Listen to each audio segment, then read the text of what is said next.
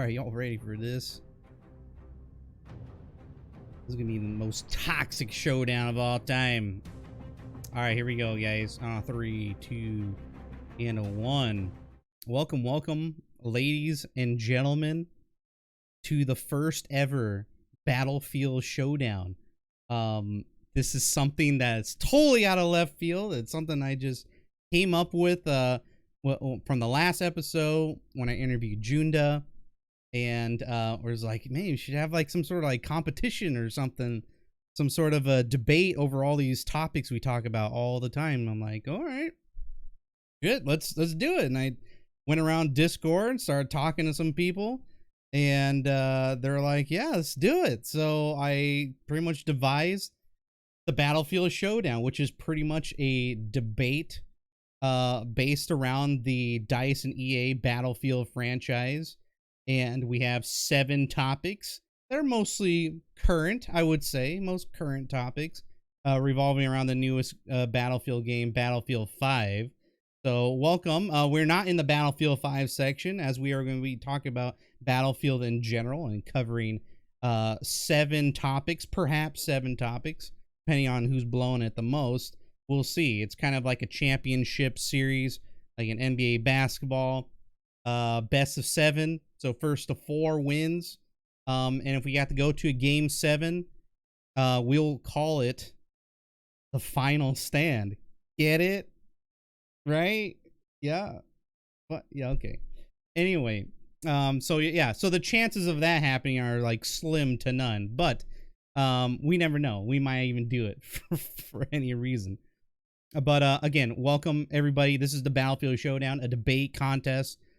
Pretty much this is how it's gonna go. Here are the rules. First to 4 wins. There's 7 topics that I have that I will be dishing out here.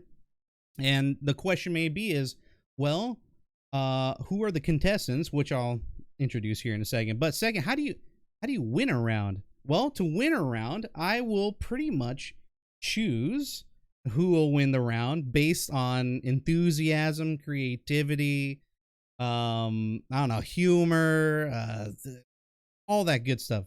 Maybe supporting data like YouTube clips or pictures or anything like that.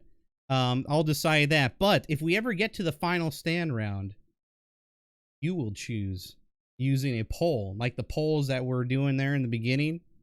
I'll bring it up, and then you guys are going to decide the overall winner of the first ever Battlefield Showdown. Let's get into it, man. Let's introduce our first guests. Coming on in here on the left side. Let's see if I get this all right here. Okay, iFlyAircraft is a insanely good pilot, and you've probably been killed by him many times across multiple games, I'm sure. So first off, here's iFly. How you doing, my man? Welcome into the Battlefield Showdown. Yep, doing well, man. I'm glad to be here. Are you ready? Yep, I'm ready. You're ready, damn. And you're putting I got a document of 2,506 words here. Ooh, flexing hard. Okay, well, welcome in iFlyAircraft. Thank you. The next guest, you're welcome everybody. Totenkrieger75 is the next guest. Welcome, Totenkrieger. Welcome to the Battlefield Showdown. How you feeling today? I'm feeling pretty good. Feeling like winning? Yeah, oh, definitely. Okay. Gotta bring it down. All right, so it's Totenkrieger versus iFlyAircraft. It's a little different setup than you're used to, but this is what I came up with, and you won't be seeing my face the entire time, just to give these guys the spotlight. So as we're going through this, I please give us some feedback. Are we blowing it? Are we doing good? Is this fun? Like, I want to see if we can keep doing this, okay? So let's just get into it. All right, you guys ready? Ready. Yeah, let's do it. All right. Let's just bring up topic number 1. I'll hide myself here. Bye. Okay, topic number 1 is right here. Tank self-repairs and vehicle attrition. Anything that has to do with vehicle attrition that has been introduced since Battlefield 1. I think that's when it first was introduced. and here in Battlefield 5. Are you for or are you against it? So, the person that is in the affirmative is iFlyAircraft. He will be defending vehicle attrition, and then Toten will be in the negative. So let's just start with iFly. Go ahead. I'll give you a few minutes to give you your introduction to why we should have vehicle attrition, why you for it, things like self-repair and so on and so forth. Go right ahead. Sure. Yep. So Battlefield 5 like currently has vehicle attrition, which in my opinion is a very good thing. I'll break this down further into vehicle and health and ammo arguments, meaning like I can divide those two topics. So kind of the premise of a vehicle with too much health or like infinite health, essentially. You have a tank that uses like a peek and shoot tactic, meaning like they can come out of cover, shoot, and then fall back again. So assuming like you nail some good shots on him, you've done like 70 damage to him, he can just back up, heal, wait 10 seconds for the self-replenishing health that we're used to in like BF3 and 4, with no attrition there. And then he's back to peaking that same spot over and over again. And my argument there is like, how do you counter a playstyle when the tank is always in that one spot overlooking like the key point on the battlefield, I guess, like the good vantage point? So if he's always there, then he's always going to be shooting, and we'll talk about the ammo, but the idea of the vehicle attrition is for balancing purposes, making the tank like fall back to a position that's not that same one over and over. Like basically, maybe he's killed like 50 people already, and now he has to leave. That gives them a chance to like flank around. Yeah, it gives them time to just breathe and move about. And if you have that same tank on a one-sided like map or something, like where there's a huge like maybe bad map design can play into this. I think of like Iwo Jima. If the tanker's 100-0, the lobby's going to die, and then now you have another like dead server. Let's see. Let me read some of my notes here. Okay, so another thing that obviously like very good tankers are going to do, they're going to put themselves on like next to an out of bounds area, because now that area next to them is unplayable for players, so they can't like run around there and throw C4 on you or something. Well, they still could, but it's highly unlikely. So that now they have one extra like 90 degrees that they don't have to worry about. And if you can play the AA tank clip, and I'll kind of explain that there too, is why you need vehicle attrition. Okay. All right. Yep. Toen, do you have any questions that you like to ask? This is pretty much a cross-examination stage. Go ahead and ask iFly any questions or that you have for him. So you said that vehicles, tend to go onto the edge of a map, and they do that to essentially to keep a huge distance away from infantry and whatnot. Mm-hmm. Wouldn't you kind of consider that actually because the attrition system is in effect? Like, with BF5's iteration, they have it to where you can't go back to full health, and sometimes you get into a point where the rockets actually tend to just rocket fire from infantry is just so accurate that the tank can't do anything. Yeah. So I mean, do you think that's just like in correlation to the vehicle depot system, perhaps? Or like, what are your thoughts on that? I think it's the mobility hits that tankers experience. Like in this game, it's pretty bad. You get hit by almost any rocket, Panzerfaust, like the Piat, the bazooka. You're gonna get your tracks knocked out like every single time, or the engine's disabled. That I guess that's probably what plays into like tankers staying so far away, is it's more annoying than anything, to just like now you have to hold the X key to repair. Same thing with like if you didn't have that attrition system, that plays into the health portion.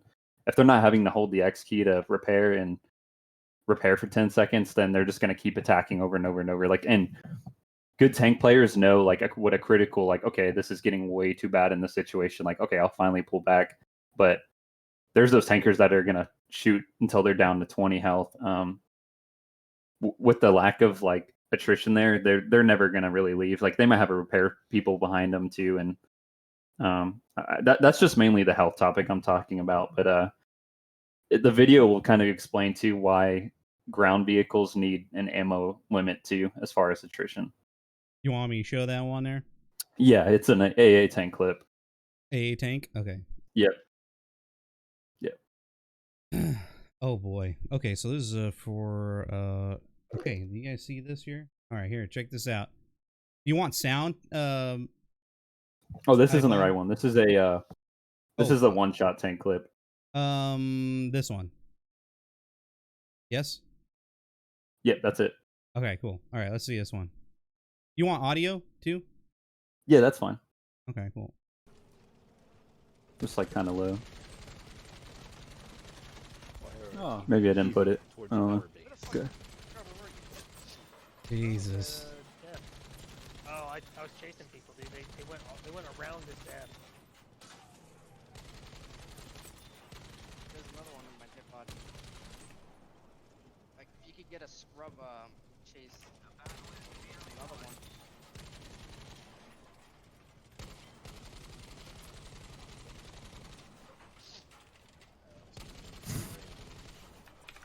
Okay, that was extremely disturbing on an extreme amount of levels. Toten, like, what is iFly talking about here?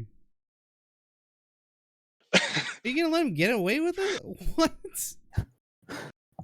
I honestly can't say because I've actually done that too, but no, yeah, I mean that is a very valid point. But at the same time, wouldn't you actually kind of say that that's due to poor map balance, actually, instead of just vehicle attrition? I mean, Evo, I mean, even on Breakthrough, it's a heavily like one-sided affair pretty much when it comes to like vehicles.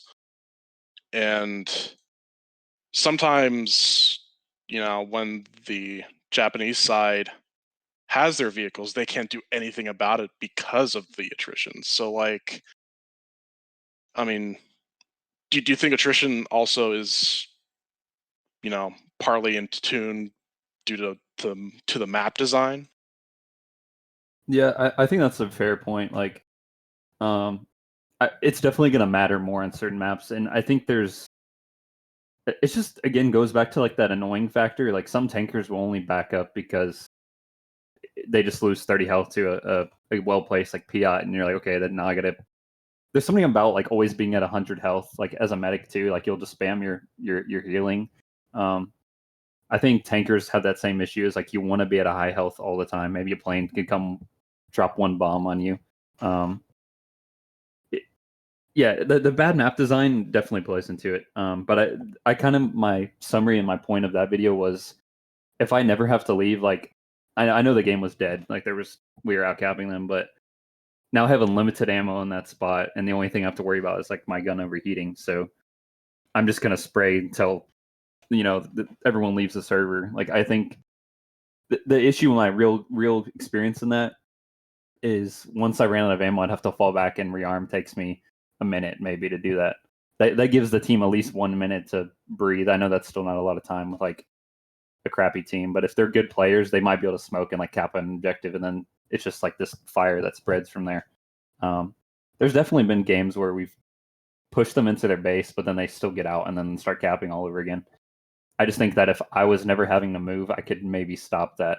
So I think, the attrition is definitely needed. All right, Toten. Why are you against the tank self-repair and vehicle attrition? So, pretty much, well, first off, vehicle attrition was introduced in its current form pretty much in Battlefield 1. That can be essentially the stepping stone to what Battlefield 5 essentially turned into. And with Battlefield 5's current system, you actually fall into a point where the attrition actually causes vehicles to stay far away from the cap points. Like in previous titles, you were used to seeing tanks actually push up with infantry, cap the points. And with Battlefield 5, that's, I mean, it's incredibly hard.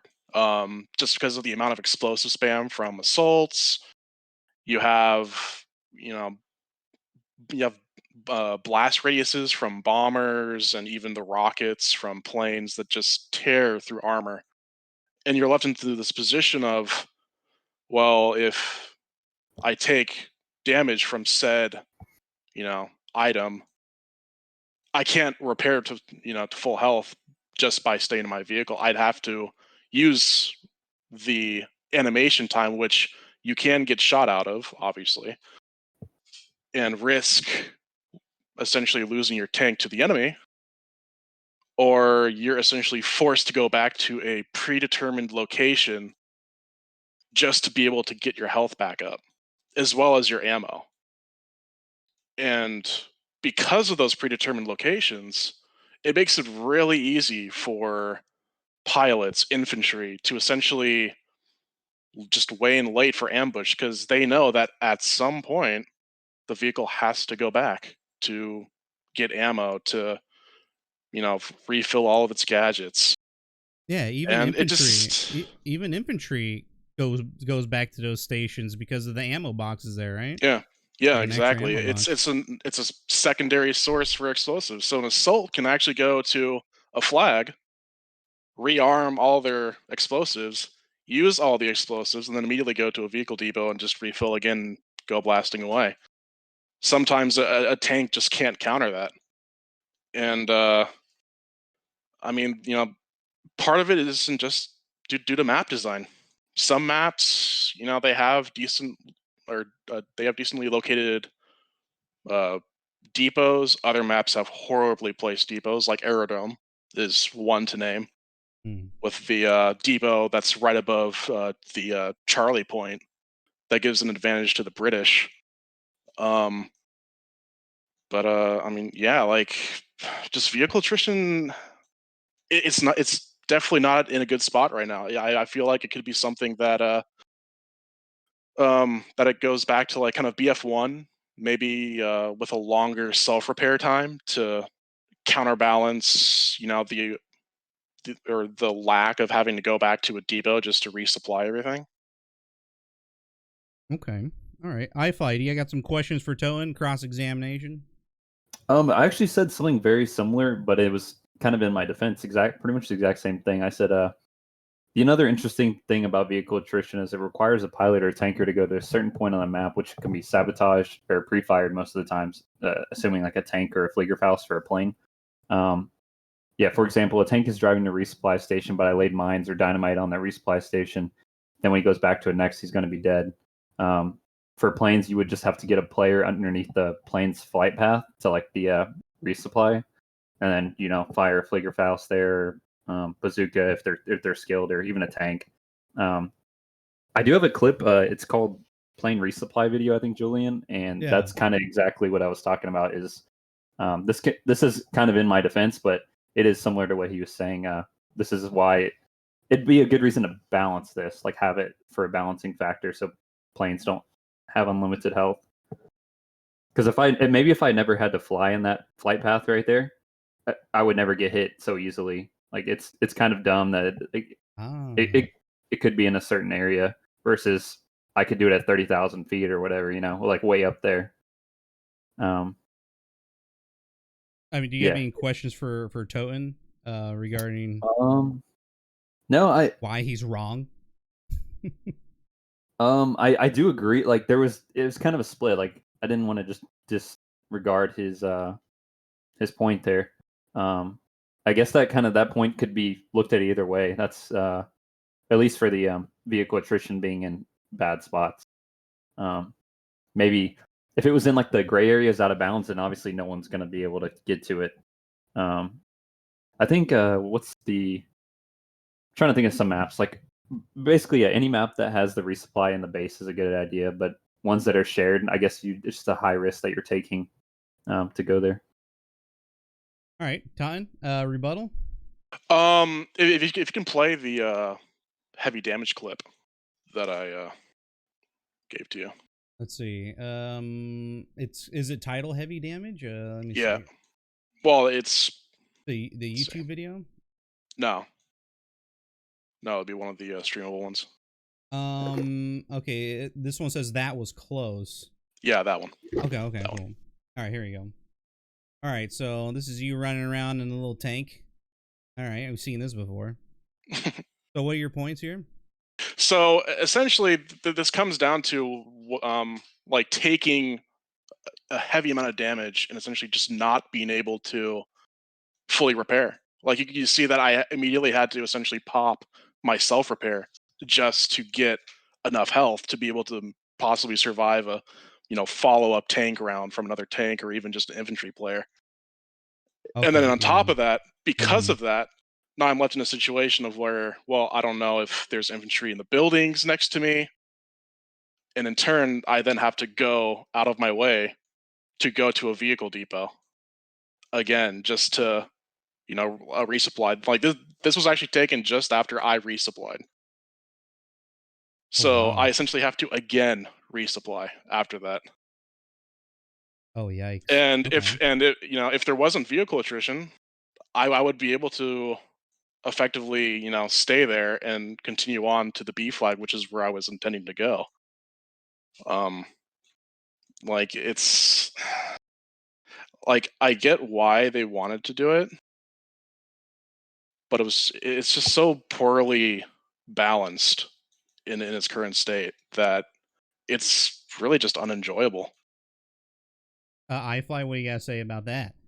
Yeah, that's kind of like my closing, I guess, argument on that is basically I summarized these points for planes and tanks. Um, I basically said the vehicle attrition is like a hard coded balance that the game developers they're forcing the vehicle players to go to a certain position, like, and most of the time they are kind of in shitty spots or they're far away from the action. That just gives that infantry time to breathe. Like maybe you've like going back to like good tankers and stuff. Like maybe you've just been dominating their team on the front line, but then now you have to fall back. Um, it's never fun when you're on the receiving end. You know, we've all been like the infantry player. It's just nice when a tank finally has to leave, and then you're like, okay, we can breathe for a minute. I know it's still pretty fast on vehicle resupplying, but he's got to fall back for a minute now, and you can move around instead of just getting shelled by that same tank for 30 minutes straight. I just think unlimited vehicle ammo is a bad idea, and I see why they switched it as more of a balancing thing for infantry versus tanking gameplay. Okay. Yeah. Totten, any last words on the subject? Um, if you can play the Sure. last clip for that, the spawn camping tank. Oh yes. All right. Let's see this one. Okay. Plane. Oh Jesus. Okay. So this is those rockets you're using. Yeah. So essentially, what we have here is a Tiger tank that has been camping at their spawn, like right outside of their deployment, the entire game, pretty much. And he's put into a position where he can't even move freely because of the fact that, well, number one, he just doesn't want to Oh. get hit by anything. Mm-hmm. And two, like the Tiger is just so slow, and as soon as if he were to move out, chances of him are getting like a track disabled, because getting vehicle disables in BF5 is just it's so easy to like hit one of those, and because of that, it forces that camping play style for all the vehicles. And I just feel that if you were to take out the, I guess, hardcore approach to attrition that Battlefield 5 went to, you would see a lot less camping of vehicles with it still being balanced. Um, infantry still have it fairly easy when it comes to explosives. Um, previous Battlefield titles, they had it to where all the gadgets and whatnot had a short cooldown, for for being able to be resupplied. You know, it wasn't necessarily unlimited ammo, but like you would essentially have to, or well, there would be lulls in the combat, and something like that would honestly benefit the title more than just full on vehicle attrition of having to go to a predetermined depot just to resupply. Okay, iFly, closing statements here. I don't know. I'm kind of beating up his point. I feel like, but just in that clip, like I just imagine like let's say the resupply on those rockets are 5 seconds with no vehicle attrition. Now with Toten, you know, him being skilled and knows drop and stuff, he can just fire those regardless where he wants, like every 5 seconds. You know, obviously stronger weapons may have a longer time than that, so that'd be the way I'd balance it if I was, you know, the developer. Maybe make it like 20 seconds on the rockets or 30. But yeah, just spamming over and over. I think that yes, like a skilled player is going to be good with that to a point to where it ruins everybody else's gameplay. Like I almost want to go back to like my playing skill sometimes is I can ruin the game for a lot of people because there may not be another pilot in that lobby, and with infinite vehicle like infinite ammo, there's so many more things that could have been done. Like I don't know, the kill streaks that basically anyone has gotten would have been doubled. That's kind of what I'm trying to say. Yeah, I hear you. All right. I again, very, very good arguments from both sides. Chat, if you guys want to chime in, what you guys think on this situation, on this first topic here, tank self repair and vehicle attrition.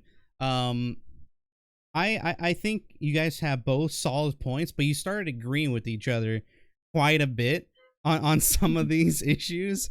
This is a very divisive subject here. I guess there's like maybe too many things has to go into the whole design element to make either attrition work or for it to just fall flat on its face. And perhaps maybe it has in Battlefield 5, or maybe this is some sort of way to hold off people like, well, both of you guys, really. Maybe to slow you down in some way. Maybe that's what DICE wanted to do, is like, people just got too crazy with tanks and planes that we had to get them stopped, you know, pretty much. And this is one way to make it more realistic or something like that. And I think iFly had a lot of good points there when it comes to the realism and whatnot. But again, Toten, you had some good points as well. This is a hard toss-up for me. I don't really know who to give this one to. Both showed off some incredible YouTube clips and whatnot, and damn, I don't know, what are you guys thinking here? Shit, this is hard already. It's on the first topic. Damn. Okay, I feel you guys. In footsteps of giants right now, Julian. Yeah, I know. I know this is a tough one. I think man, I mean, at the end of the show, we'll go on to like sometimes the contestants they're going to be forced to play devil's advocate. You know, that's how this whole game works. You know, we'll get to know what they really think at the very end and in conclusion and whatnot. So I think I'm just gonna give this one to I'm gonna give it to iFly. I think he has a lot of good points, though it may not be executed completely well in Battlefield 5. But the way you explained it, there's a lot of room to be for improvement, especially for the next game coming out. Maybe to totally get rid of attrition. I don't even know if that's the right way to go. And then you could just have Totenkrieger running around in his little zoomer tank the whole time and blast everyone away. Okay, I'll give that one to Toten. Good work, my dude. Let's see if we can change the score on that. Congratulations on that one. Okay, we're gonna move on to the next topic. All right, we'll give you 1 point there. All right, the next topic, ladies and gentlemen, is class limits and vehicle type limits Let's see here. All right, iFly. Let's start off with you in the affirmative that there should be class limits and there should be vehicle type limits in future Battlefield games. Okay. So again, me not being like a hardcore ground player, I'm just gonna maybe have one point on that and kind of switch right over to vehicles. So I said, don't you love when you're defending on a large map and half your team is a recon class because they want to lay in the dirt or bushes and nail some sweet headshots? And then I put, which only a few players will actually do successfully. Forcing players to be an assault rifleman class would be eliminate some of the campers that sit far in the back. You're always going to have those like oddball people that they have to do it. There's no way. Like they're like, I paid $60 for this game. You're not going to tell me what I'm going to do. But I did when I was I'll kind of speak my devil's advocate at the end on that. But Sure. I was having a little trouble writing that one because there are some things that I think some classes that can be a little too OP. If you don't have class limits, and maybe ones that would be game breaking if you had a class limit on it. Let me move on to my vehicle point on that, and then Sure. actually no, here actually I think I have one more on the ground. So I kind of said the opposite from the vehicles on this. Classes with the least amount of impact on the core gameplay of attack and defend should be limited first. So recons would be limited the most, followed by support, then medic, then assault. And I said the reason the medic, which is a highly favored class, probably the most favored in this game, the reason the medic is not last place on limitation is everyone that you just killed, essentially, like on the other team, they would just get revived immediately by, like, let's say the limit was like 15 medics per 32-man team or something like that. You know, all those medics are going to run up there and just stick everyone and try to get everyone right back up. Now you just kind of destroyed maybe a balance in the game with that. So I think recons would be limited the most, then support, medic, then assault. I'll move on to vehicles now. So I said vehicle limits are 100% necessary. You have too much of one tank or plane, and it completely unbalances the game. That was kind of my big bold point. And this is kind of be funny, the community, but Fiel with 6 bombers. Do I need to say anything else? That's a good laugh there. And wow. No, but for real, having too much of one plane from a pilot point of view is even a bad thing. And I know that's crazy to say from a pilot that just wants to get 100-man kill feeds and stuff. Maybe I want to contest their aircraft on the other team, but all my pilots on my team just keep grabbing bombers because they want those sick 5-man kill feeds. And now I'm left alone in a 1v3, 1v4 dogfight situation, maybe because maybe their team is smart and they grab fighters and just want to do air-to-air stuff. In the rare case that their pilots are actually good, now I'm dead and my team is just going to get farmed over and over because now maybe my sole opposition is just completely gone. Maybe I just want to rage quit the game because my team's like pathetic. Yeah. So I said, ideally, I think fighters have the least impact on ground forces, so limit those to 2 aircraft, and then bombers, since they have more of an impact, should be limited to 1. So you only get 1 bomber per team, and you get 2 fighters per team. I think that 3 planes per map could be enough. Then again, I play in squads of 4, so maybe 4, but I still think bombers should be limited to 1. So 3 fighters and 1 bomber. That's something that would have to definitely be play tested. And then one other vehicle situation, with tanks and stuff. Something I run into a lot on Panzerstorm because people just hate me, or our little AOA squad. And like I said, ever seen what 6 mobile AA tanks does to your team? And like that's kind of funny in my situation, like haha, get wrecked. But that's an instant loss for that team, like that's running the mobile AA tanks like every time. And I kind of put in quotes, I'm like, but Mr. iFly's on the other team, and we were scared, and we fucking hate him, and we want him to feel our wrath. This would be something that I have to bring up. I think in the vehicle situation, like vehicles definitely need to be limited. We've caused some havoc too with like 6 stag hounds. Like our whole squad will grab stag hounds and go around rocketing their tanks because they're highly mobile. They do like 80 damage with all the rockets. that's kind of my points on the vehicle limitations. All right, Toten, any questions for iFly's opening statement there?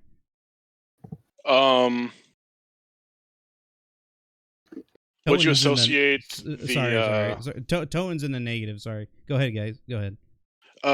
Would you associate the need for a class limit for such as planes on Fiel just essentially be associated with incredibly poor map design?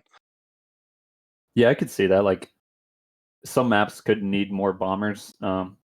That's kind of dumb to think about. Like bombers carry heavy bombs that are meant to maybe blow up tanks, and there's not any tanks on that map, so get them out of here. Like that's kind of stupid. At least with 6 fighters, like again, they're still going to cause havoc, but it's not going to be 50-0, 60-0, 70-0. Maybe if the round goes on forever, it could be like that. But yeah, like the map design, I guess, could play into that. Or like, what's the Panzerstorm maybe needs more bombers than fighters because it's a heavy tank focus map. So yeah, I guess definitely the objective, like what's the theme of that battlefield, could play into it. Any more, Toten? Okay. Let's see.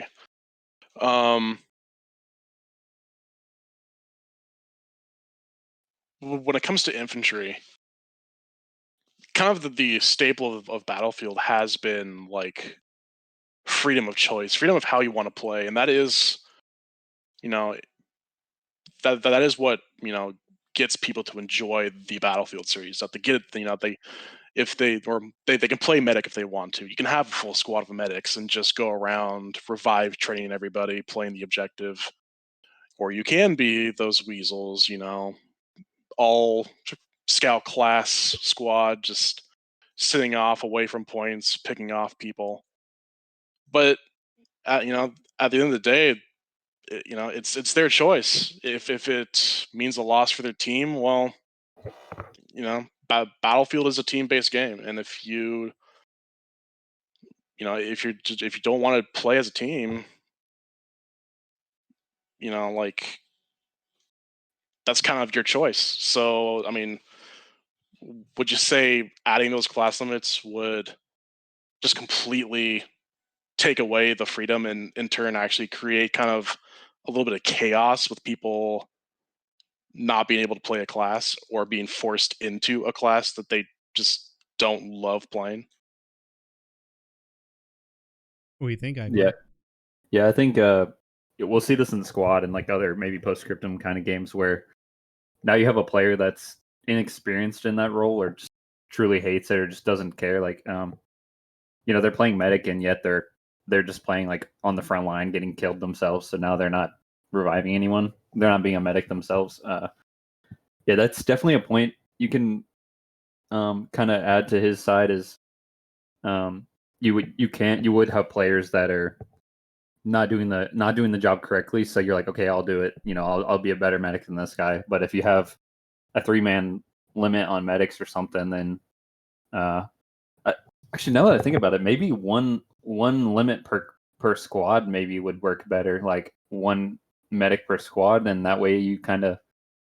I didn't even add this; just something off the top of my head, but that way now you have your friends you play with, and you'll all kind of play like a Apex Legends kind of thing. Like, hey, I'm gonna play this character. I'm gonna play this role, and y'all can like swap out in between. That might work better. Maybe you have someone that just really really excels, and that way I guess you might have to have friends that play with you, and or even just randoms. That would kind of come back to the same situation. Like maybe this random's playing the medic and he doesn't revive anyone. That could definitely be an issue. What do you think about that, Toten? The squad based choices, I suppose.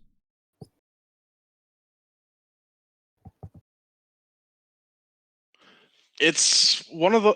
I mean, it is a very valid point, but at the same time, that's not what Battlefield's kind of designed towards. Sure, it gives you that option to have one of each class because there's only 4 classes, but class limits when it comes to infantry, they tend to cater more towards like battle arena games, like Overwatch and other games of that genre. Well, Apex Legends too. Battlefield just it's not really that title. It's always been well, they've always advertised it as like that sandbox style game, and as soon as you put in those class limits, you're kind of just taking away that freedom from the player. Okay, Toten. So what? Just give us your whole like summary of why this needs to the whole class limit idea needs to be thrown in the trash can, pretty much. Well, class limits pretty much just need to go out because it really comes down to actually just gameplay balance. Battlefield has, I mean, since God, I'd say honestly, since the first days of like Battlefield 4, it's honestly had a huge weapon imbalance. Like, for so some classes definitely have the best weapons, while other classes are clearly lacking in the power. And as soon as you force people to play those classes that have the the underperforming guns, they just don't want to play the game. I mean, why would you want to play the game at that point? You want to have fun. You want to have a weapon that, I mean, everyone loves the powerful weapons. Obviously, it's part of the reason why you see most people be playing assaults or the medic class in 5, is because those are the two classes that have arguably the strongest weapons in the game. And so, because of that, you would then have people fighting for those two classes. And the first two people to get those classes in the squad are the ones to luck out. And then the other two, being, example, supporter recon, they're left in kind of the dust in a way. Like they weren't fast enough to pick. And so they're forced to stop playing a class that they might not enjoy playing. Like they'd rather be playing medic or assault, and those two people that chose those might not want to even give up that, to like role swap or something like that. Rebuttal, iFly? Those are all like really valid points. Like this is kind of one I was having a little bit that I might do better as like kind of the devil's advocate on this and speak more to what he was saying. Yeah, with Battlefield being like an arcade shooter, I think it's going to be hard to like even sell the game like at a point, like in a trailer or something. Like there's only one per squad or like one per a couple per team, and like then you might have people that were loyal to that game, now they don't want to play it anymore because they've been implemented so far in like realism and balance. I'm gonna have to like almost want to give him the point on that. It's just I think the vehicle thing would definitely he probably would come the same way. Is too much of one vehicle is a bad thing. But since we were talking more about per class limits on like the ground, I think he has more valid points on that.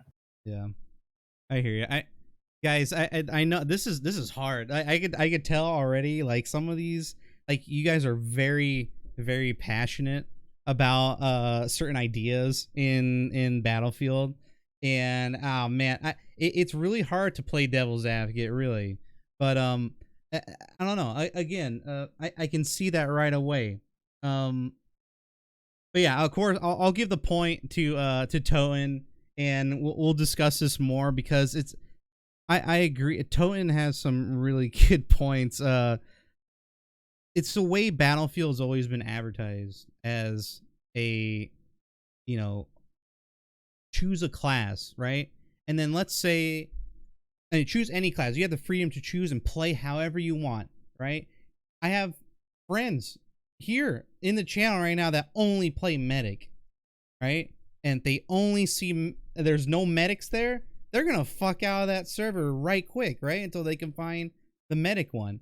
Then they'll get so annoyed that they can never find medic because it's always taken. They're probably gonna put the game down. So I mean, but vehicle attrition. I'm sorry, vehicle limits. Sorry.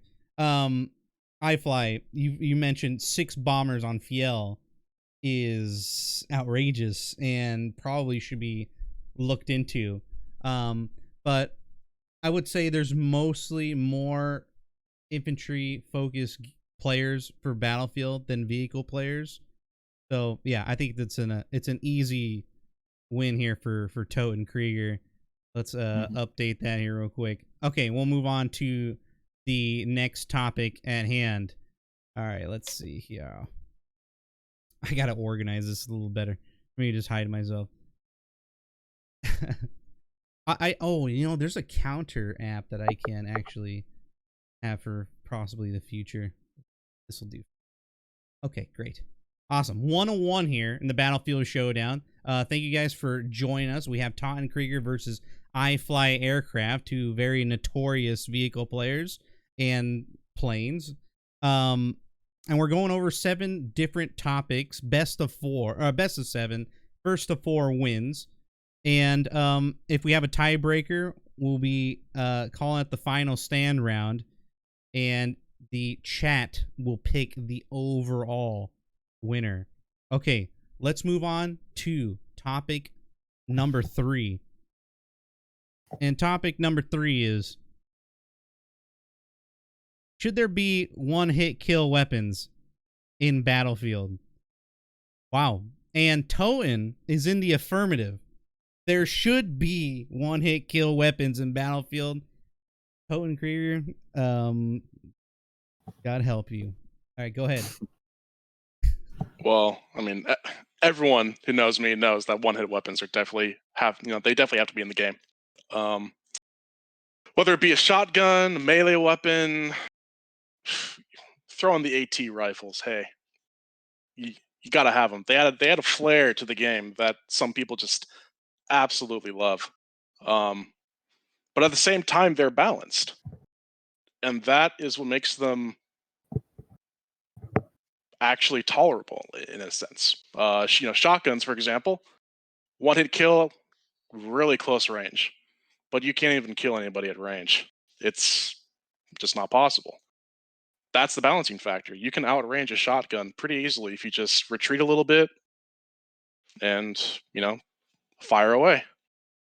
AT rifles, perfect for long-range combat, but they're pretty much unwieldy in close quarters combat.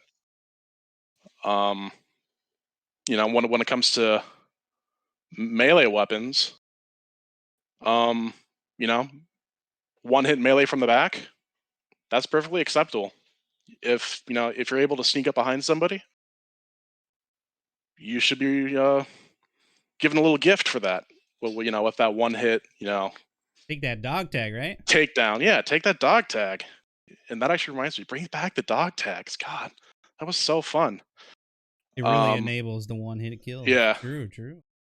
And then, on top of that, I mean, since Battlefield 1, we've obviously had the famed bayonet charge, which has always been a love-hate relationship, whether it be the point-blank bayonet charge or just a... that's my cat, by the way. Punk. He's,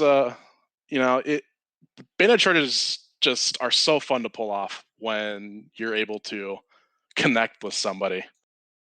And yeah, that clip. And DICE has balanced it out to where, if you actually miss the bayonet charge, you actually are punished. You cannot sprint at all, and you're actually forced to move around sluggishly before your meter essentially refills to where you can go back to normal speed. And that right there is the balancing factor of that.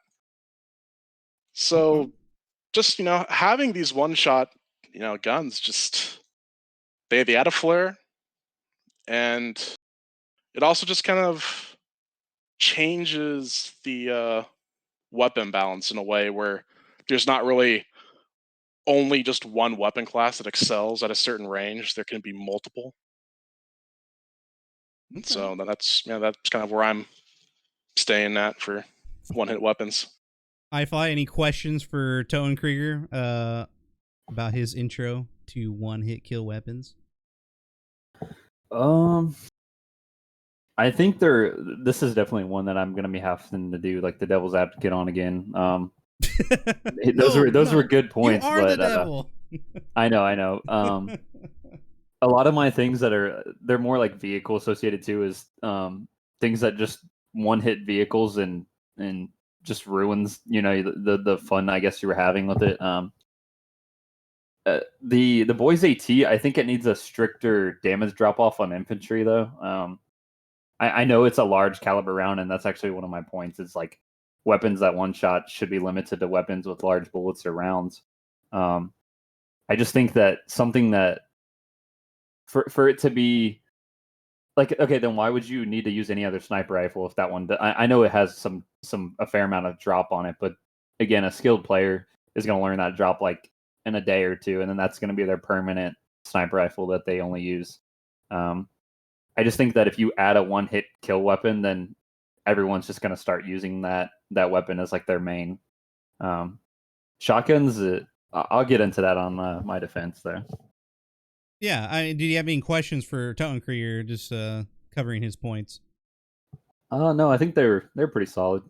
Okay. Well, what's your well, you're in the negative. You want to definitely get rid of this stuff, so yeah. Okay, so what do you think? If me being against one-shot kill weapons, weapons that one-shot should be limited to vehicle-based cannons or rockets. That's kind of my approach on this. For example, like tank main cannons should always one-shot kill direct hit anywhere on an enemy player. This is my Staghound clip that you can pull up. It's the Staghound often gets an enemy hit 90 with a direct shot, or it's never 100. It's so weird to think that a tank round nailing someone like on their body is a hit marker. Like that might be one of the most broken things that you can see in Battlefield. Oof. Like that was 90 damage, and that was in his back. Like I might as well just use the machine gun on that guy at that point. Yeah, and then I don't know if it's like a reg issue that could be associated, but it looked pretty solid right there. It's just like they need to maybe increase vehicle shells to do a ridiculous amount, like maybe 999 or something to players, so that issue never happens. Because I think the issue with the Staghound is it might be at like right at 100 on players, so it can like miss sometimes in the registration, like it just didn't count the full shot.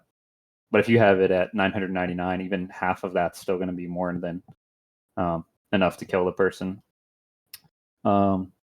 Again, so being a vehicle player, I'll move on to something else again, vehicle related. Okay. The Fliegerfaust, and this is going to get me killed. I just said it needs to be reworked entirely. The changes in velocity make it easier to use, but then the damage needs to be reduced in that aspect. Like you can give one, but you got to take one too. So, I kind of got a little angry with this. I was like, you don't need to buff the weapon over and over just because someone lacks the skill to lead effectively with it. And I put in quotes like console players. And that's the same thing with the AA right now. It's been buffed so much just because I think people, and they increase the velocity on it too. People lack the skill before to reliably hit a plane just flying. And these are not jets in this game. The planes don't like haul ass. So yeah, like the Flieger currently does a one-shot kill to fighters and 94 damage to bombers. I think so. Before the patch, it was like 94 to everything, which it was still rough, but that I could accept as like, okay, I gotta not do that again. But being 100% dead all the time I'm never gonna really learn. Just maybe I might as well just not fly, and that's kind of what the approach I've been taking is don't fly on plane maps and use tanks. And then now I find myself going 50-1 or 60-0, and it's wow. I'm like, and I kind of laugh. I'm like, oh, y'all thought planes were broken, tanks are broken, but they don't get one shot by anything. That's kind of the funny argument that we always use when people in chat are saying, oh, planes need to get one shot. I'm like, well, replace the word plane with tank, and now you have a community outrage because a tank can be one shot by a bazooka, Piat, or Panzerfaust, and you can pull that Fliegerfaust video up. It's you can just run it on loop. It's a couple instances. And I already know the point that the community is going to bring up. Planes can fly away, and they're too mobile. It's easy, and it's easy to get away from it. But when something does 100 damage and they keep increasing the velocity, it's not really becoming a skilled weapon anymore. Like the bazooka and these other things that maybe required leading. Like this weapon takes almost no leading now. I know the low clips. You're like, why are you flying that low? But sometimes the terrain masking by a pilot's point of view, like hiding between the mountains and stuff, is the better thing to do. But just getting one-shotted by this weapon over and over, it can be a little frustrating, again, as a vehicle player sort of thing. So I just try to ask people that don't fly, maybe look at it from a tanker point of view. Like, would you be okay with getting 90 damage to your tank or 100 damage to a tank from a Piat? Like, the Piat doesn't fire directly straight. It might be a little wonky, but does it deserve 100 damage? I don't think so. Okay. I'll jump off of the vehicles. Just this kind of like my wrapping it up on moving on to the ground stuff. So yeah, the weapons that one shot should be large bullets and rounds and stuff. The Boys AT would qualify as a one shot kill weapon, but again, I was talking about damage drop off on that. That's not its primary purpose. Its primary purpose is to shoot, tanks and armor and stuff and transport vehicles. It's got to have a hard damage drop off on that, I think. To tanks, it's going to register in the game files differently. I was saying other weapons have too many inconsistencies to be a reliable one-shot kill weapon for players to trust. Like, look at the drilling and stuff. There's times where we've all used like these crazy, supposed to be one-hit kill shotguns, and you're running through Operation Underground, and you just click on someone, and it's you were damn near close to like center mass, and it gets 90 damage. You're like, okay, did I change my specializations, or like what's going on? And the thing that kind of makes you the player get a little confused is like it's a one-shot weapon, so you only click on that guy one time, and now you move on to the next target. Now he didn't die. Now you have to go back to it, and it just kind of throws your target tracking and your awareness off, is because a shotgun that's supposed to be a one-hit kill at close range is no longer doing one-hit kill damage.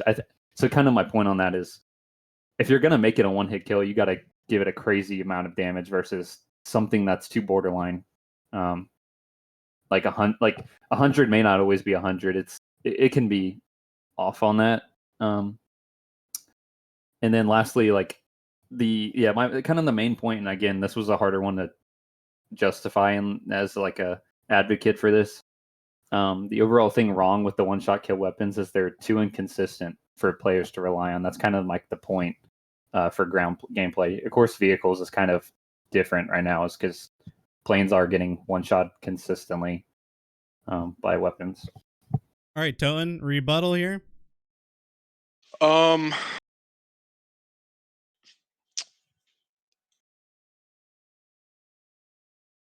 While I do agree with the high inconsistency, like especially when it comes to shotguns, like you have this gun where stats wise, it has the definitely the one shot potential out to X amount of meters. I think it's like 10 meters or something is like the like range for him. But then you do have those 90 plus hits, and it just makes you question yourself. And part of that is just because ever since, well, Battlefield 1 was an exception because we all know how overpowered the shotguns were in that game. But BF4 actually had it to where shotguns were kind of in the same boat that they are now in BF5, where it's sometimes hit or miss. Like sometimes you might have to do that second, shot to, like finish somebody. But like Dice LA came into Battlefield 4 and actually changed how the spread works on the shotguns. And I don't think ever since that Dice has actually used the same formula for the for those shotguns, because they were so consistent to the point where it was just one shot kills no matter what. And it was honestly pretty damn fun at that point. Being able to have flechette rounds and obviously getting 2 or 3 kills just with one shell in Operation Metro or even lockers. Like when it comes to the AT rifles, they are already balanced in that they really aren't a long range gun because their muzzle velocity is so slow. And Dice, with the latest patch, they buffed all the standard sniper rifles to where I think even the lowest velocity is almost like double that of the boys AT. I think the Panzerbusch is a little bit faster than the boys AT, but for the most part, they're incredibly slow, and it makes hitting those far range shots extremely hard. So that in turn is another balancing factor for that. I mean, there's not really. I mean, we both made valid points. Yeah. Just it's honestly another one of those topics where you kind of have to agree with both sides. I think if I can add on something real quick, Yeah. the Fliegerfaust with the it's got like one of the highest velocities in the game. Basically, shoots like a laser beam. Now imagine if you put that on infantry. Again, I'm kind of relating to the boys AT. It's not a weapon. It's not intended for that use, but it can be. The Fliegerfaust does like 14 to people, 20 maybe, and it has a stupid high velocity, which I guess the noob factor on that is like, hey, you're not really supposed to be using it for that. That's kind of my point, I guess, is it wasn't intended for that use, and it just maybe they had some lulls and this is a funny one-shot kill weapon. It does take some minor skill. You can probably get the feeling of it down maybe in a day or two, but it's just one of those things that being against, I guess, is just getting clapped immediately by a weapon like that. It's really hard for players to count that as like a fair thing. It doesn't even have to be a headshot, so I don't know. It's being an advocate for this one was hard, but I think the boys AT and the Panzerbusch were like my main attacking points on why you shouldn't have a weapon like that. Keep it strictly strong damage for vehicles, but not for infantry. Gotcha. I actually have a question for you, iFly. Yeah. Do you think that the Flieger would actually be balanced the way it is, with the current ability to be able to one-shot a fighter if all, rockets of the salvo hit and do a lot of damage to a bomber with, all direct hits, if the flight ceiling and AA were tweaked, because the flight ceiling on most of the maps in Battlefield 5 has been honestly abysmal. Yeah. It's actually kind of disgusting in some cases. Like Panzerstorm is actually one of them where the flight ceiling, it's practically like you're just flying right over the flags. Yeah. So do you think if they were to extend the flight ceiling and maybe lower AA damage, then the Fliegerfaust would actually be okay?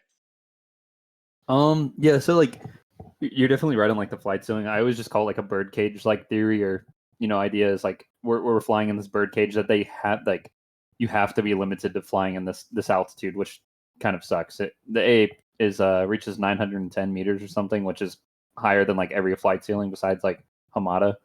So you get hit with the A no matter what, and it's been buffed. But going back to the one shot, I think that it still shouldn't do 100% damage because most pilots, unless you're top of the map bombing, which is again that kind of nobody likes that guy.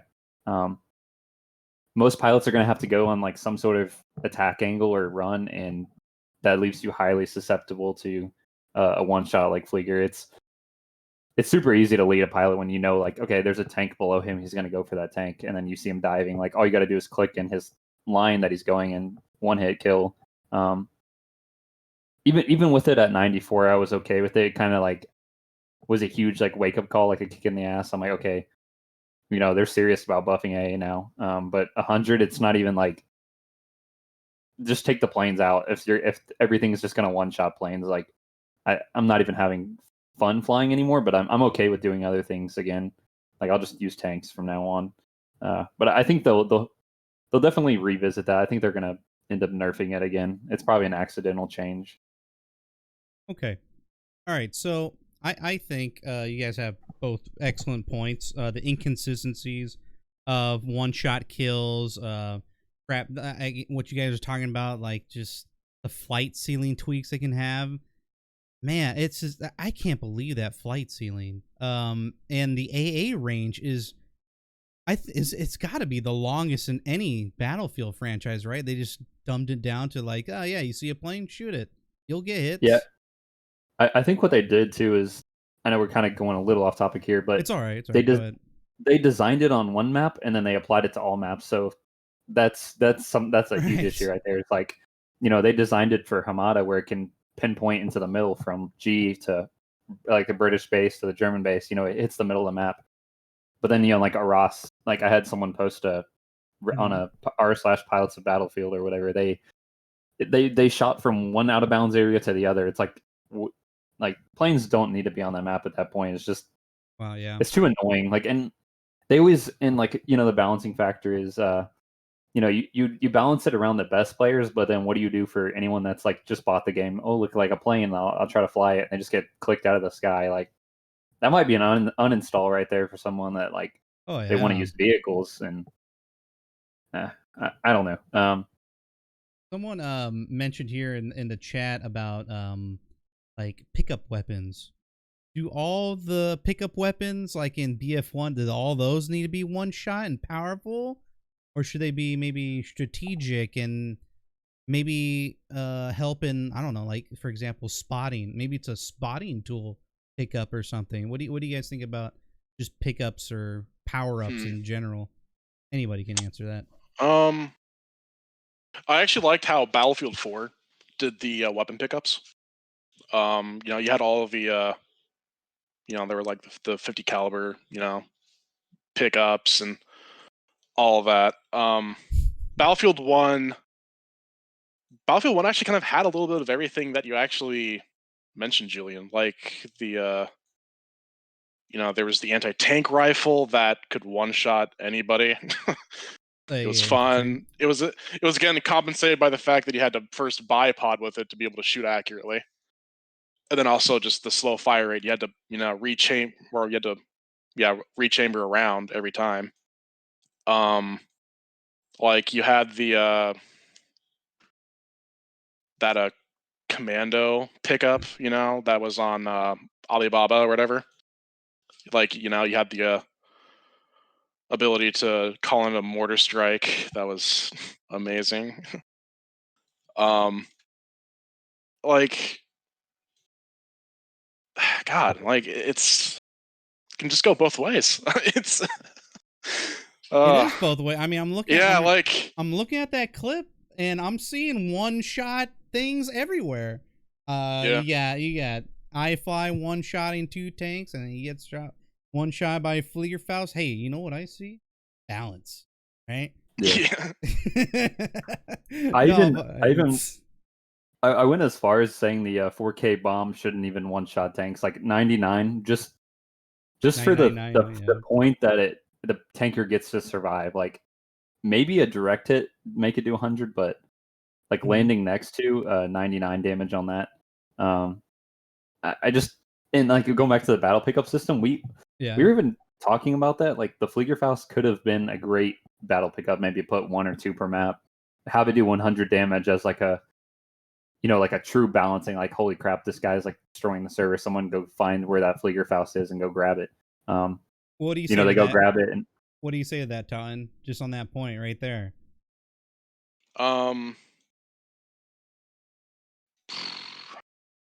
Like having it as a battle pickup versus every class can use it, or every assault in the map can use it. I don't know. Like it's. You are in the affirmative here, Totten. It's honestly one of those. I know. It's honestly one of those things where the average player, which is definitely now the majority of the player base now, with all of the influx of like under level 50s in the game now. They don't even know what the Fliegerfaust is.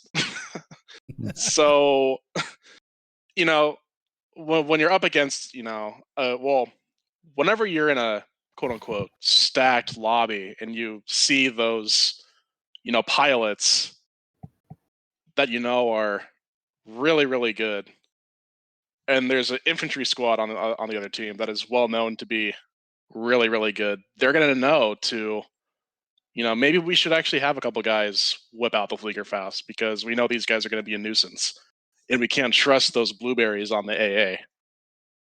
Well, what happens when it isn't a stacked server? When it's a completely balanced server, which unfortunately Battlefield 5 will never happen because that auto balancer ain't gonna come in the game. Mm. You almost have to actually give that amount of power to the average player Yeah. just to be able to make it, quote unquote balanced. Yeah, it's almost like And they create a problem. Now we have to it's like one superhero like Superman is like so OP, right? And then the writers are like, oh fuck, who's gonna beat Superman, right? So they have to create something that's just as insane as Superman just to get rid of him, right? Or to actually have some tension there. And I feel like the Fliegerfaust, so right when they released it, it kind of seemed like, oh my god, the devs just hate getting killed by their own planes or something. So they like, okay, well then, if the planes are so powerful, let's just make a tool that's super powerful for infantry. And then you just got one hit kill stuff everywhere. Is that what you're looking for, Toten, or you want one hit stuff all over the place? I think there should be one hit weapons like all over the place. But it obviously has to be balanced. Like there has to be a checks and balances system, like kind of like what they have with, obviously as I mentioned, shotguns, AT rifles, melee weapons. All have their pros and all have their cons of what makes where they're unusable and then where they're usable. Okay. Yeah. I mean, it just comes down to balance. It's perfectly fine to have a one-shot gun. It just has to be balanced. I'm gonna have to go with Totenkrieger on this one because, look, what your point of one hit kill weapons are fucking fun, right? And they're satisfying, and that's what Battlefield's always been like, right? Why do you think they added these massive weapons in the first place? Why do you think they added so many carpet bombers in there? Because it's fun, right? People like doing that. They feel good about it. It's satisfying, right? Immersion. It's immersion. I like your attitude on this, Toten. I'm gonna give you the point on this one for sure. iFly, you had some good points as well. It says you're just ruining it for everyone, okay? I know. Yeah, I just my final thing is just was 94 damage on a plane not enough? It has to be 100. It's crazy. I don't know, but again, that's from a heavily pilot point of view and maybe a little biased, but yeah. I've definitely played the ground where I've clicked planes and I'm like, wow, easy, and get wrecked and typing all this shit in chat, and it is fun to use, but I just think 100 with a launcher that everyone can grab is a little ridiculous. We'll talk about this in a little bit. Let me get you to point. We'll move on to the next topic. Toten. Okay, Toten's taking the lead here. 2-1. If you guys are just joining us, welcome. Right now, this is the Battlefield Showdown. It's a offshoot of the regular Battlefield show, where I usually do a one-on-one interview about the whatever current Battlefield game is, its status, what's going on in the whole meta, and we discuss about a whole bunch of different topics. Now I brought on two different people who have different opposing views on certain topics in Battlefield. One likes to fly planes a lot, one likes to be in tanks a lot, and this is more of like a vehicle based type of debate. So that's what I came up with the Battlefield Showdown. And again, welcome everybody who's new here. If you guys want to see more of this, definitely follow the channel. If it'll definitely show me that maybe we should do more of these in the future. Now that Battlefield 5 is kind of donezo, we can perhaps maybe have a little bit fun with this whole talk show, and we can keep talking about it until the next Battlefield game comes out. All right, guys. So let's move on to topic number 4. Let's see here. Oh boy, this is gonna be a good one here. All right, topic number 4 is pretty simple, actually. It is, should there be a modern or historical Battlefield for the next Battlefield? Toten is in an affirmative of historical. So we'll start with Toten on this one. Why should there be a historical Battlefield for the next game? Well, first of all, modern is it's just been outdone. Yeah, be a Battlefield 3, Battlefield 4, Call of Duty 4, Modern Warfare 2, Modern Warfare 3, like, the list just goes on and on and on and on and on. And in, like, before those games, there were those games that they came out and they were, World War II. Obviously Call of Duty first started off as being a World War II centric game. So did Battlefield. And it's just one of those things where for a developer to give their vision on how a historical time period, happened, it's very refreshing to see it. And I'll actually give props to DICE when it came to Battlefield 1. I actually honestly wasn't expecting a World War I title. I was actually hoping that it would be a World War II title at the time. But seeing World War I actually, it actually kind of popped my eyes open, and I was actually very curious about it. And sure enough, they nailed the atmosphere of it. They took a chance of going to a time period that no one thought could be done, and succeeded. So, I honestly think that if a developer were to go with modern, it's just taking the safe route and not really just, giving any imagination. Because everything's just automatically known. Like, why not go back to, go back to the Civil War? Go back to Vietnam. Showcase these eras that, to the current generation have honestly kind of, they're kind of just passed over, in a class. So, having developers go back to these time periods, creating a game around it, and hopefully, capturing the atmosphere of said time period will actually add to the enjoyment and actually intrigue of the title. We have that video of one of the trailers showing off that Yeah, atmosphere. go ahead and show that. Here, this one's pretty interesting. You could actually probably use the volume for it too. Oh yeah. In the end,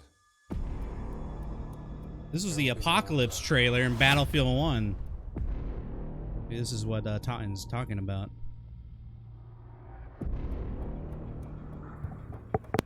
we are no longer innocent. We are lost from this world. From home. We no longer believe in such things. We only believe in war.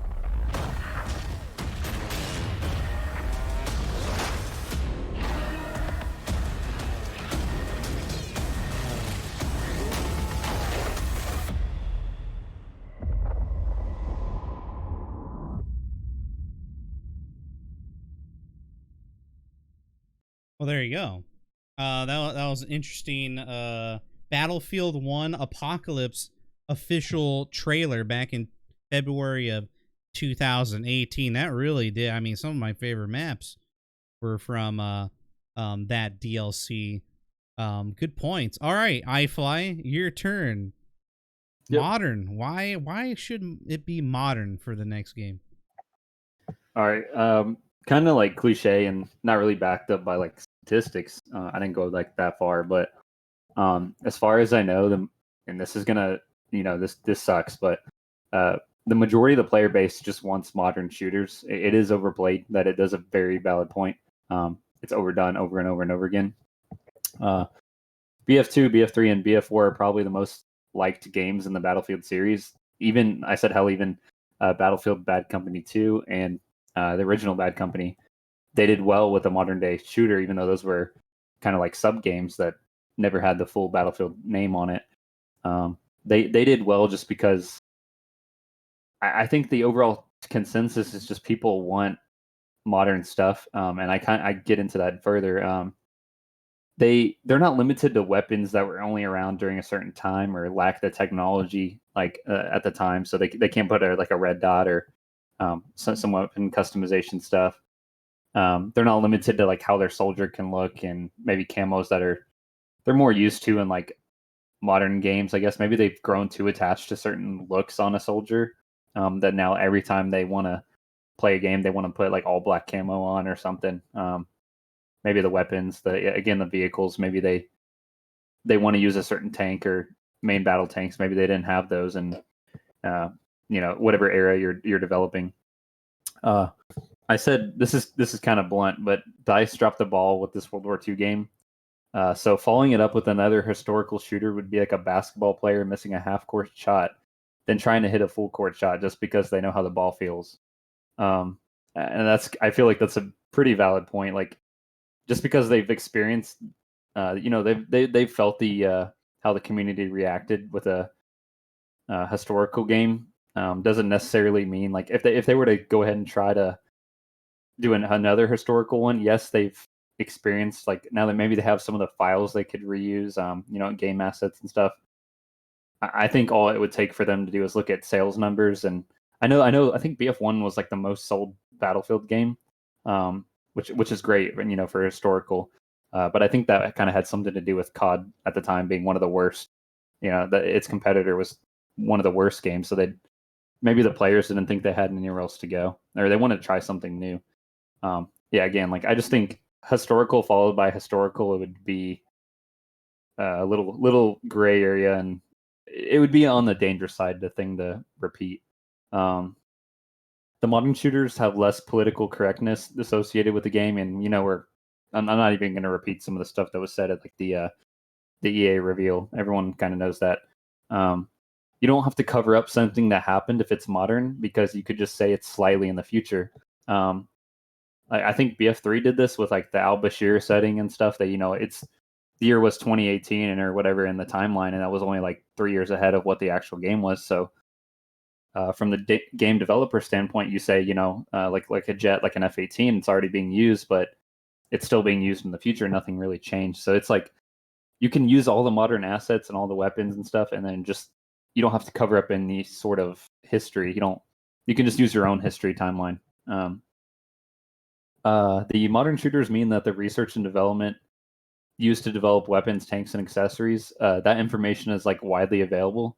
I know some stuff is like classified still, but you can grab that information from other games. Like what guns are Call of Duty using that people like? What guns are I don't know, just these other shooters, like what weapons do people really want? They can go ahead and just copy those files or kind of use renders of those. Then going back to the customization on like weapons and soldier, it allows for those like foregrips, the underbarrel launchers, the infrared lasers, the flashlights, different stocks.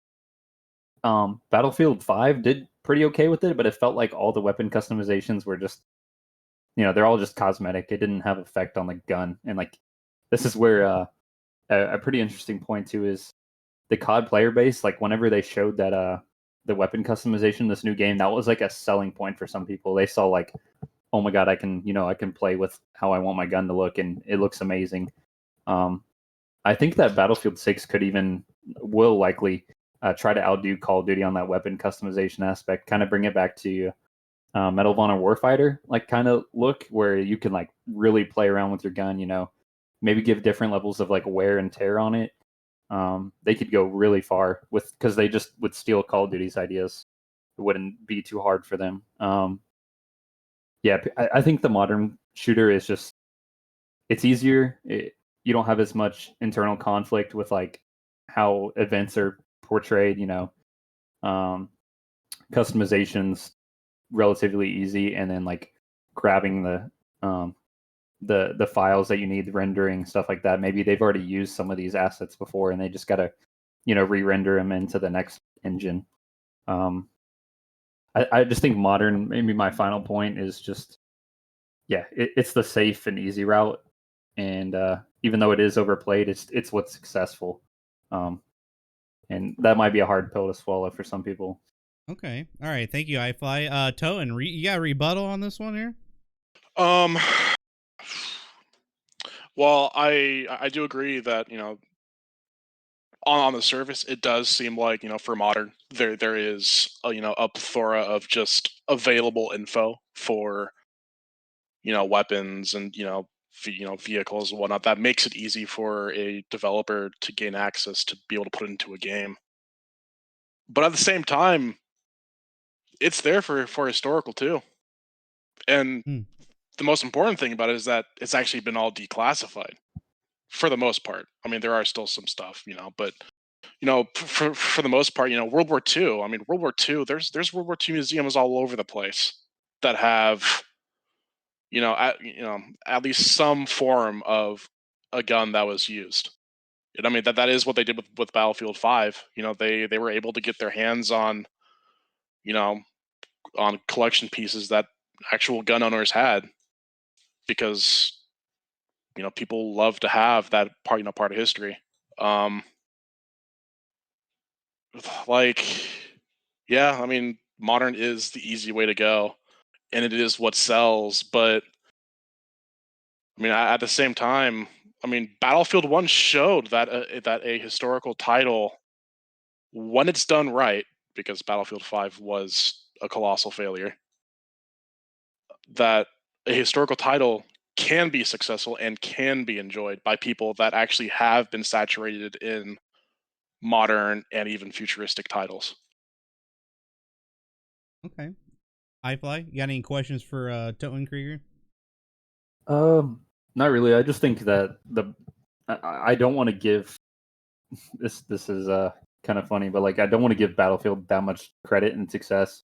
I just think the game they were going up against was even worse. Like no one, like everyone saw the Call of Duty and the jetpacks and the wall running, and they were like, "Oh hell no!" Like, what else is there out there? They weren't forced to buy Battlefield. It's just like, what else can I play that's not this hot pile of garbage? And then Battlefield's like, hey, come try a historical game, which maybe they didn't want to play historical. It's just that was all that was left. I know I'm kind of dissing on the DICE studio and EA, but like, there's nothing else to play because this Call of Duty game looks really unattractive. Like, what else can I buy? And I'm assuming that players had enough confidence because 4 was the last one out, and most people seem to enjoy that. That they're like, hey, it'd be pretty hard for them to mess up 1, and they didn't mess it up. It's just, I think if 3 and 4 could be redone over and over and over, and constant changes be added, graphics being updated, maybe the physics engines and stuff, like just keep making it more and more realistic. I think it's sad to say, but I think the player base is dumb enough to keep buying the same kind of modern shooter over and over, as long as they have like revolutionary ideas in there. Okay. Closing statements here, Toten?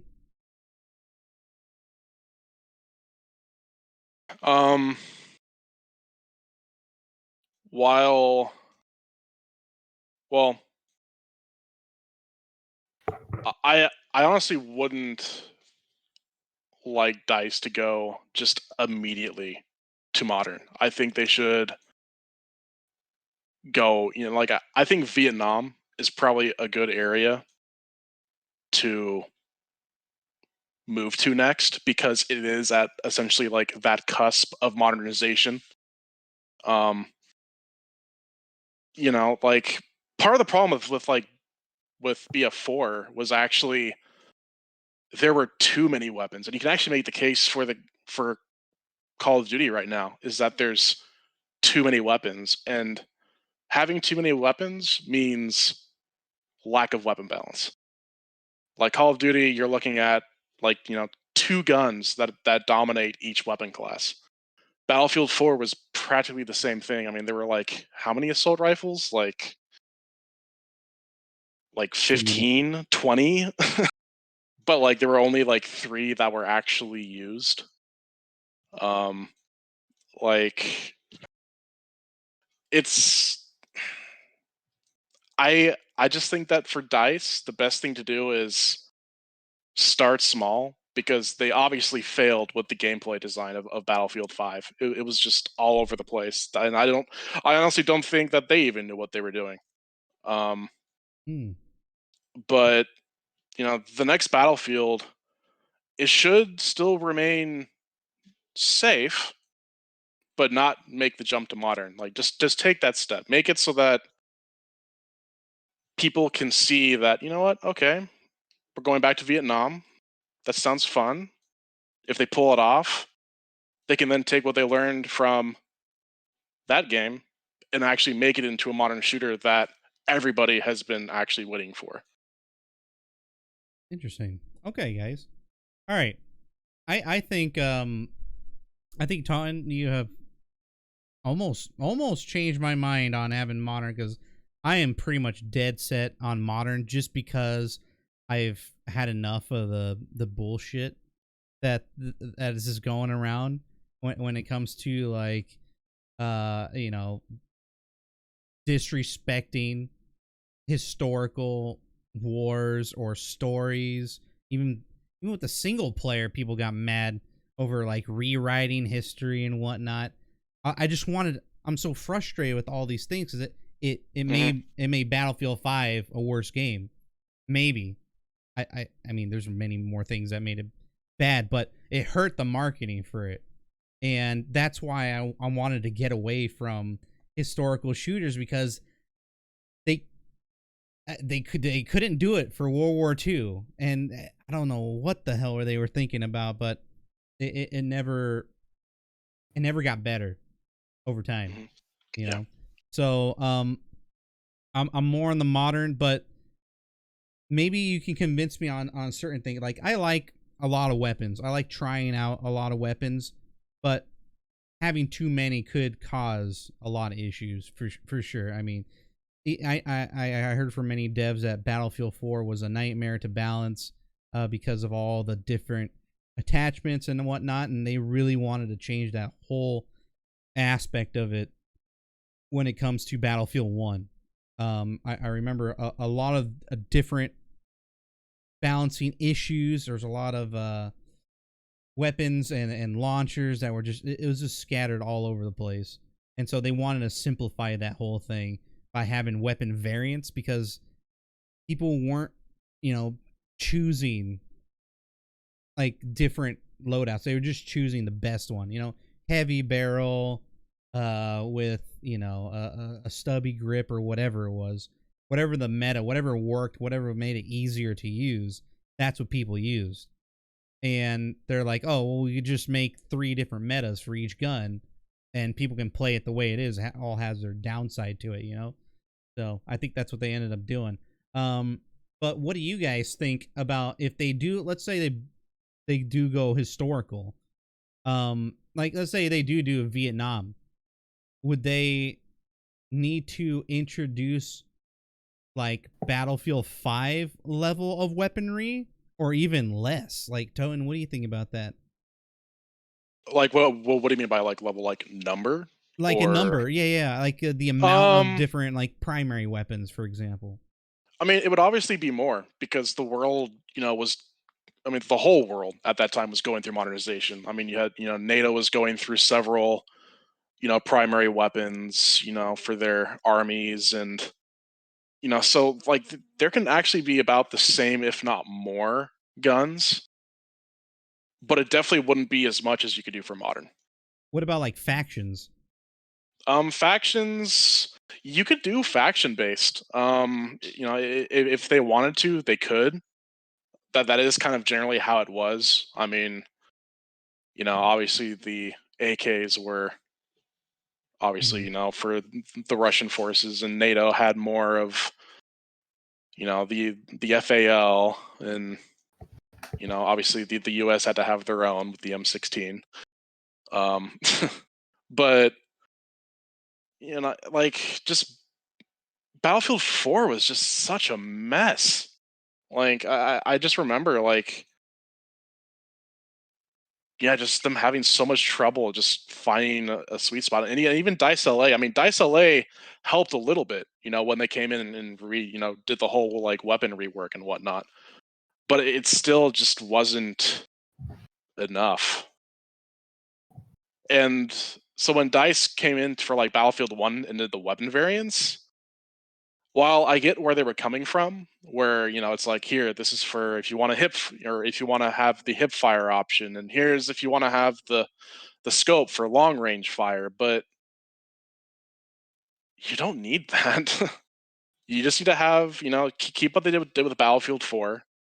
Yeah. Just have it to where you can choose what type of scope, what type of grip, what type of barrel, like, have all that customization that people like, which, Call of Duty obviously really pushed, like, hey, we have this really robust customization system that you guys are going to love because you're going to be able to change the look.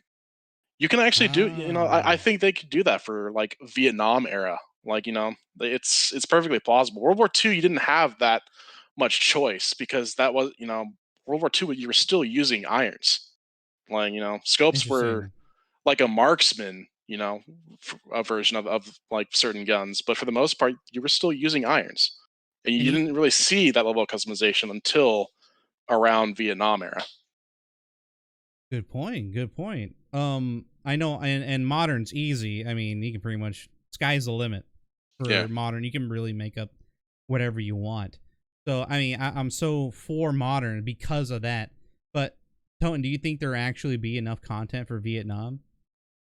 I think there could be. If again, or all the if they maps play look if they same? play their cards right, they can. Like, there's so much that happened. Like, you can actually have, like a French faction if you wanted to, because that's actually how the whole conflict started, pretty much. Like, you are or just focus on the main bulk of it, U.S. versus North Vietnam.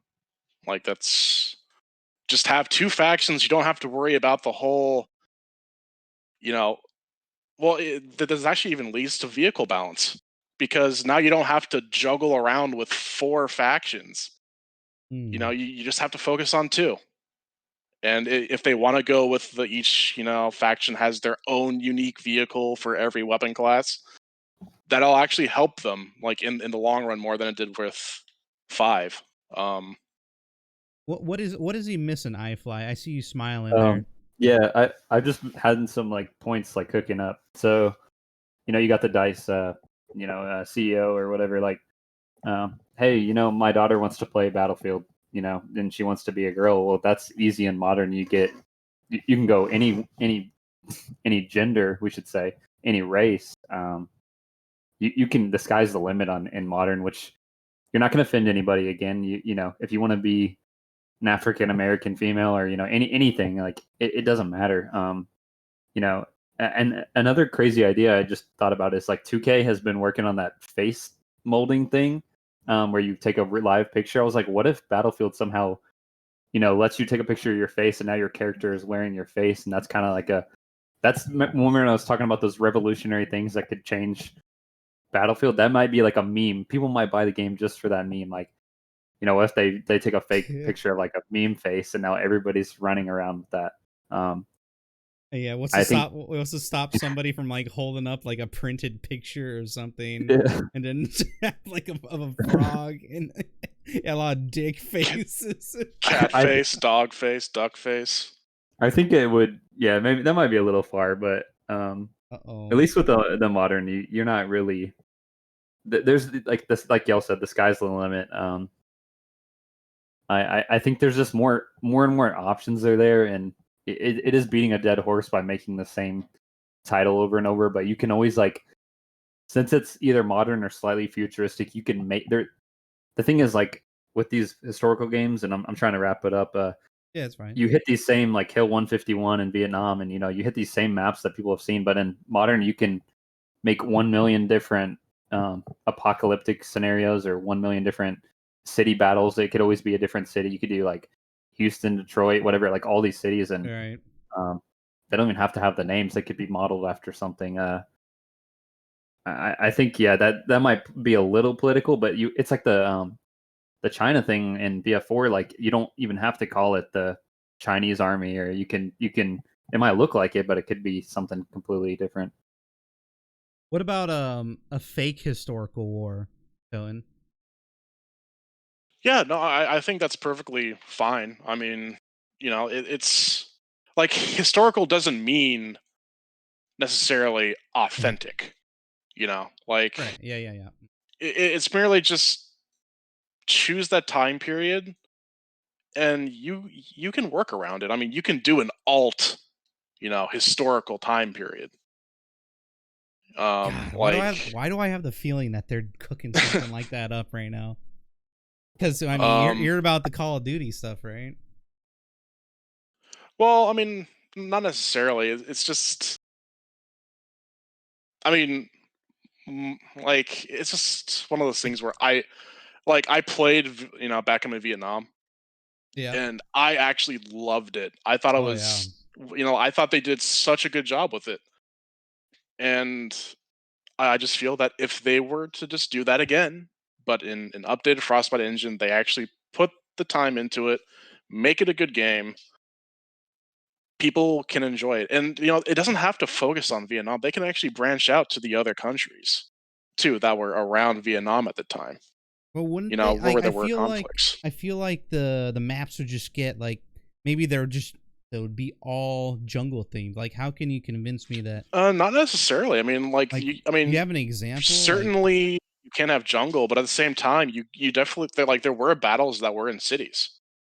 Okay. You can have that urban conflict. Like, I mean, yeah, like sure, like everyone knows Vietnam was jungle, but there were many battles that were fought in and around cities, and obviously Dice can make it happen. Okay. All right. And plus, I mean, they can make up a map too. Like that's it doesn't have to be historical to the event. It can be a Of course. completely Yeah. random map like Hamada, because that definitely never happened. Just Yikes. make a map, but have it in that time period. They can do it. Okay, I'm gonna give this to Toten. He has a lot of good examples, and I appreciate your efforts there, iFly. Maybe if you had a little bit more creative examples, I may have given it to you, but the creativity that Toten had, I think, just has the edge. On this one, I'm gonna give it to him. 3-1. Game match point here for Toten. On that one. Okay, we're gonna move on to the next topic. This is topic number 5, ladies and gentlemen. This one you guys might have a little fun with here. All right, this is the boomer or the zoomer play style. And in the affirmative of let's just start with iFly. Affirmative for the boomer play style. Good luck with this one, iFly. I am eager to hear what you have to say. All right. I'll try to take the player play style out of it and just focus on like how the game mode is played. Maybe take away some of the bias that people might have. The zerging meta.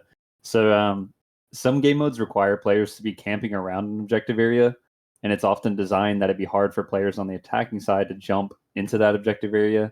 and start capping or planting the bomb if it's like rush or something. For example, most maps have some sort of funneling system or lanes that the attacking team like has to follow, which is like not everyone likes that, but that's just how attack and defend works. So the defenders know where to expect the enemy players to be at. Mounting machine guns here while camping it is a camping playstyle, but it's quite effective against players that don't smoke, throw nades, use explosives or RPGs or anything. The players that are camping are going to get loads of kills on players that are attempting to attack the objective, like blindly. They don't use any of that stuff. Now for game modes like Conquest, this is where everyone can kind of play their own playstyle. Game modes like Conquest, it's the largest and most popular game mode in Battlefield right now, and require a different train of thought since you're not defending a single objective, and players can be really anywhere on the map. So this is my cringe here of the boomer is I'll find myself camping away from objectives, and they will never get to another objective area. Like let's say Rotterdam, they have they have Bravo and they're trying to run a Delta along that like waterfront area. If I'm up there with one other person, we can drop all the people that are trying to run out, and now they're stuck on that side of the map.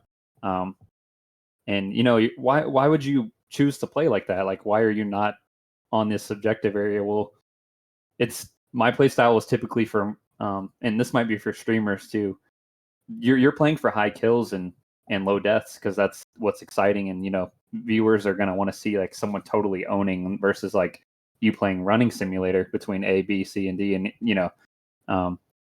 you could argue that most players are going to be on objectives, but at the end of the day, are you playing the game to just like look at people and die? And you might see them and you die over and over.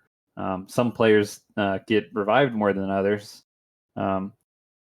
So like I guess the way you would have to look at that, and I kind of have like a little bulletin list, is how to prove if you're like an effective camper. What do we call it? Tactical play style. If you're trying to determine if that play style is for you, you should be able to answer these questions. Like, am I getting lots of kills? Preventing their players from getting to the objective areas? Am I better off running with the masses of my team because you're not that good of an infantry player? Which again, most of the Battlefield community is very average and like 1.0 KD. But the mass amount of bodies that you're running with prevents you from getting singled out and getting killed and then not getting revived. You have so many people with you, you do get revived, and you kind of look like a good player. You've been revived so many times. Am I now the camper again? Are you camping in an effective spot overlooking a high traffic area, or are you camping on Mount Fuck All 2 miles away from the action? And then that argument, like, bro, I'm playing how I want, leave me alone. I paid for the game I want. Those are the people that they need to go somewhere else. But it kind of sucks. Is like you get grouped into this social class almost. Like, hey, I'm a good camper versus like one that just is complete shit and just suppresses people, doesn't get any kills. I've proved very well that camping can. I'll go 50 and 5 with a sniper, and you're like, how is iFly doing that when he's maybe by himself up there? It's very dependent, I guess, on the player. That's kind of why I put that checklist of, are you being an effective camper? I don't think that. I know Toten might have some very strong evidence against people that camp and maybe what they do, but I think it comes down to, are you doing it effectively? And if you are doing it effectively, you're probably going to get more kills than you may be on the top of the leaderboard for kills at the end of the game because you were killing so many people that were not expecting you to be there. You're not just sitting on Charlie waiting for people to come to you versus that's kind of something you'd see in Rush or something, like a single objective. I guess the big thing is it's the game mode. Like, what game mode are you playing? I think camping can be rewarding at the end of the day for kills. All right, Toten, any questions for iFly regarding his opening statement? In regards to the Rotterdam with like B to D push, couldn't you just go B to C to D and just bypass that dock area? Yeah. So I mean, technically, it would just also make the camping illegitimate, right? Mhm. At that point. Yeah, there's that zerging mentality I kind of brought up for just a second. It was people have to run from then B to this flag to this flag, and you'll notice in the top of your flags are going down while you're capping one, and then the one you just capped is now being capped, and it's just like, what am I like if you really stop and just look at it and not like take you can turn your screen off and just look at the flags. You're like, what are we doing here?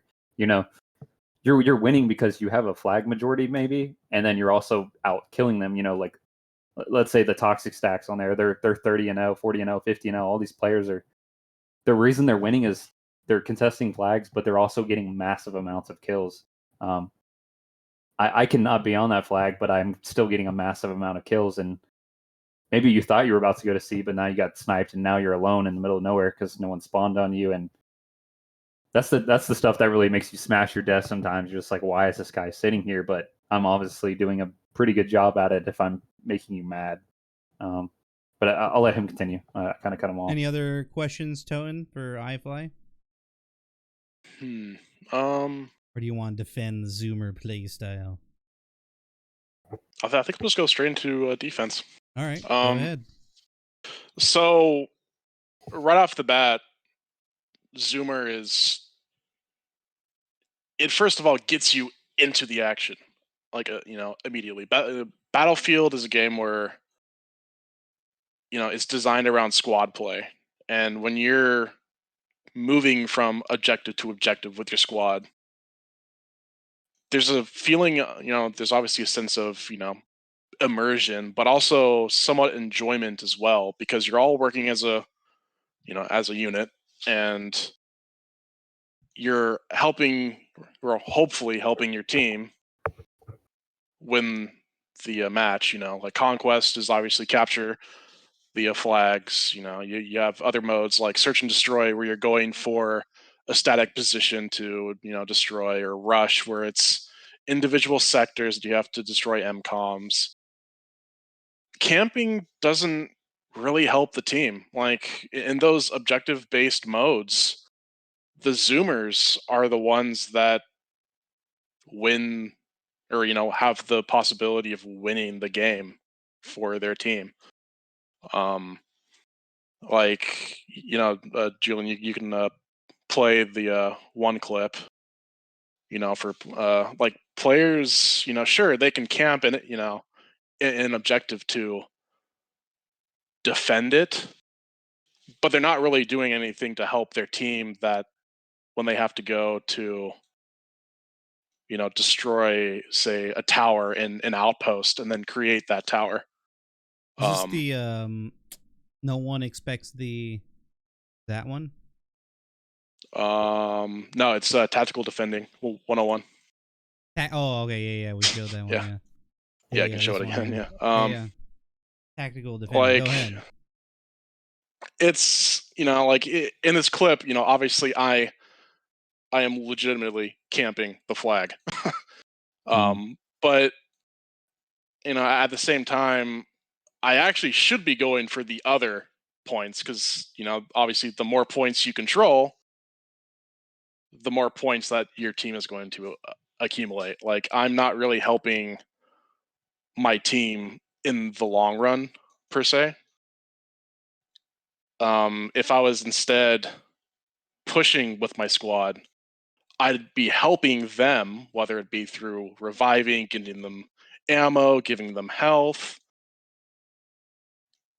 That's what keeps the team on the point to capture that objective, and that's what wins the game.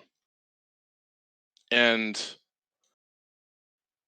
when you're camping, it tends to be sort of a very slow play style, because teams do tend to zerg, is what people call it. And you might be on a flag where the zerg is nowhere near you, so there's going to be this huge downtime of you seeing action. Whereas if you're either in the zerg or moving independently of the zerg with another group of players, your chances of getting into action are much it's exponential at that point.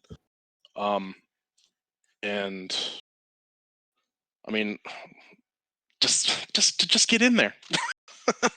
do your team a favor and just get in there. You can camp on the outer edges of an objective while the zoomers are in there, doing all the dirty work and whatnot.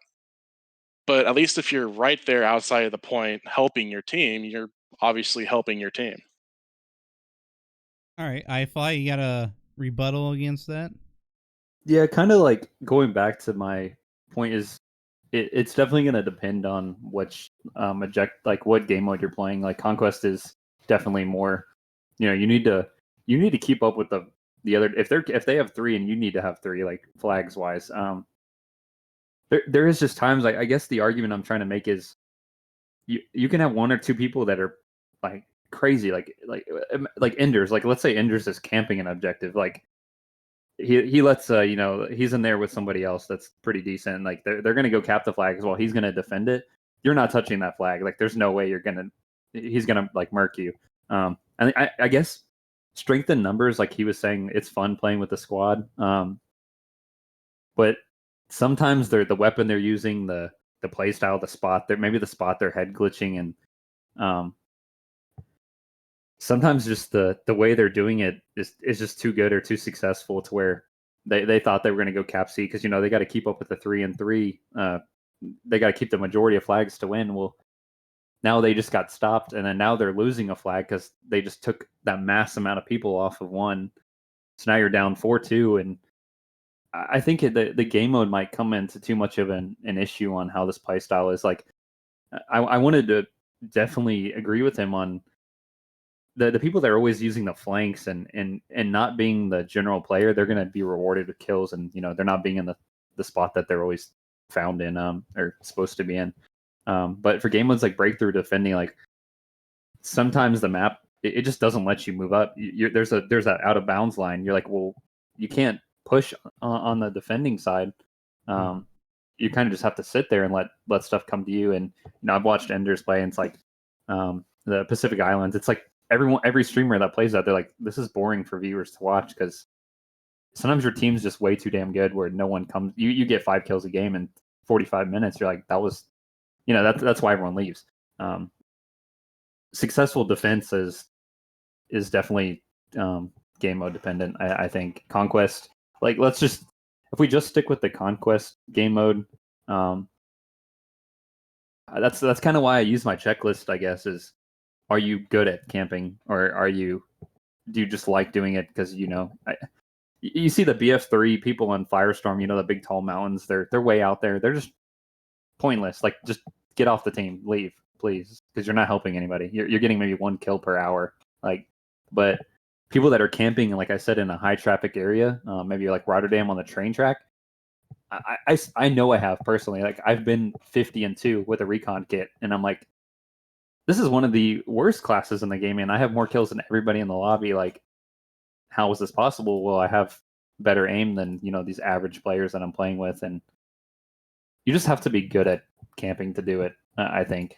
And camping is too often looked at as a scummy noob tactic that I think I'm gonna get. I feel like I could lose this just by getting clumped in with all the majority of players, and I think that's kind of unfair to throw me with the trash campers versus like a good camper. Okay. Yeah. What do you say to that, Toten?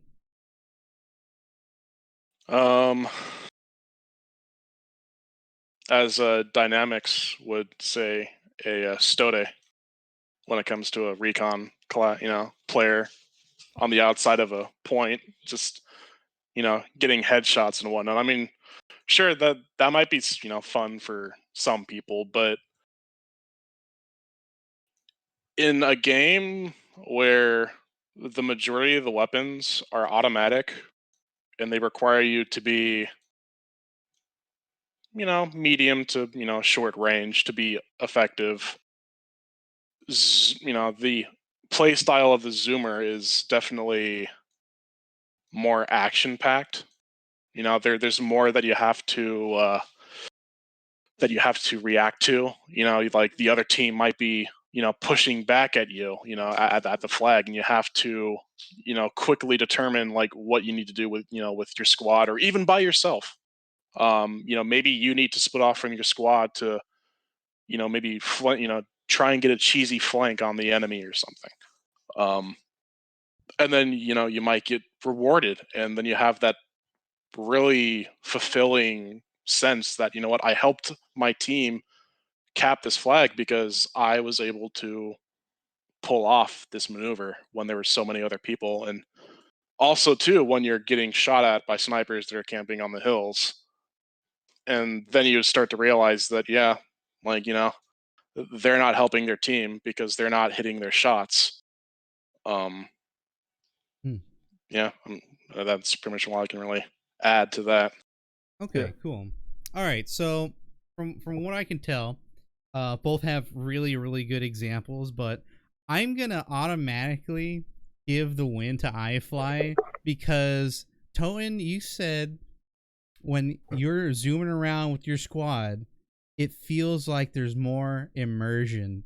That's an automatic loss for Totten just by saying the word immersion while zooming around. So that's an easy one. iFly, congratulations. You win that. Auto loss. Yes, auto loss. No. But in all serious, it, camping and being an aggressive player is actually very game mode dependent. And I think that's just how game modes bring a different pace, bring a different strategy, especially when Toten, you were kind of pretty much agreeing with iFly by showing that defensive camping style over there on Outposts, because Outposts rewards more defense.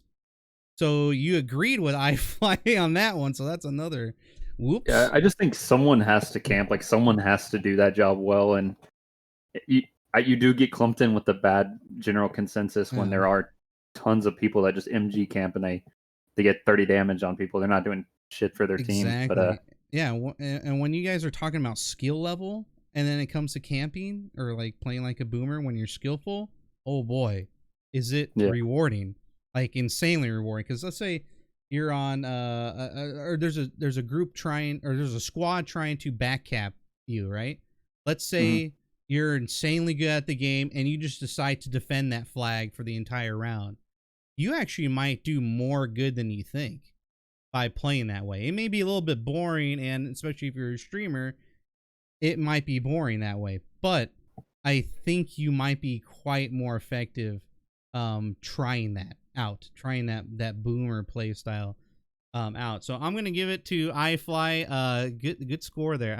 I mean, really good examples there. I like that. Shame on you, Totten. Shame on you. Immersion. Okay. All right. Next topic up here. This is a close match. 2-3. iFly, man, going for game 6 here. Let's see. All right. Topic number 6, ladies and gentlemen. If you are just joining in, welcome. This is the Battlefield Showdown, a Battlefield themed debate show. If this comes to a game 7, which I think it might, depending on this next one's gonna be oh boy, we'll see. we'll see how it goes. But if it gets to game 7, you, the viewer, can decide the overall winner and the first champion of the Battlefield Showdown. This is episode 1. All right, let's move on to topic number 6. And topic number 6 is the suppression system. Oh boy. Across all battlefields, where it comes to visual suppression only, or maybe a mix of visual and it randomizes your spread and recoil and whatnot, and so on and so forth. Across all battlefields, the suppression system, should it even be in Battlefield games, Toten, you are in the affirmative that suppression should be in all battlefields, or at least in the next one. You can dive into more specifics if you wish, maybe a specific type of suppression system that you want from a specific Battlefield game. So go ahead and give us your worst on the suppression system. I'm gonna step Okay. away for a second. Yeah, no problem. Go ahead, Don. So I'm going to start off with the definition of suppression when it comes to combat. So suppression is the act of forcing an enemy to break off an attack by using high volumes of gunfire. And when the enemy is concerned mainly with their own survival, their combat effectiveness and morale is greatly reduced. But when taking this into account, you can create a balanced suppression system. In Battlefield 3, obviously suppression was probably the worst. It was just the absolute worst. It affected your weapon characteristics, it caused you to blur, lose focus. Like it was just it was huge. Battlefield 4, it took it down a notch. It didn't give that accuracy penalty when you were suppressed, but it still blurred your screen. And then it later on made it so that you couldn't regen health unless you used a medical pouch. Because Right. At the time, most people were using just the medical crate. Then in Battlefield 1, they brought back the the increased spread, scope sway, impaired healing. They brought it back, and it went back to being bad. Like along with just like the very random recoil that Battlefield 1 had, it just made it worse. But then Battlefield 5 comes along and removes everything. But they bring back the one. Well, they brought back one system from Battlefield 1, which was the supports pin down specialization, which would spot enemies when they were suppressed. Now, if DICE were to implement the best portions of suppression, which I think are just screen blur and screen blur, health regen, the ability to spawn on teammates, and the ability to spot can be a loose term. You can limit it to like a specialization. But if they were to do that, I think people, most players, I wouldn't say most players, but I think players would be willing to accept it as long as it doesn't affect the weapon characteristics in any way. I think it can be in a Battlefield title. It's what essentially separates it from being just a different version of like Call of Duty per se. Okay. iFly, do you have any questions regarding the Toten's stance on the suppression system? I know you were out for a second there, and maybe didn't hear everything you said, but any standout questions you have in general? So he basically said that he's for it as long as there's no accuracy issues. Was that what he said? Yes, that's why I said, yeah. Okay.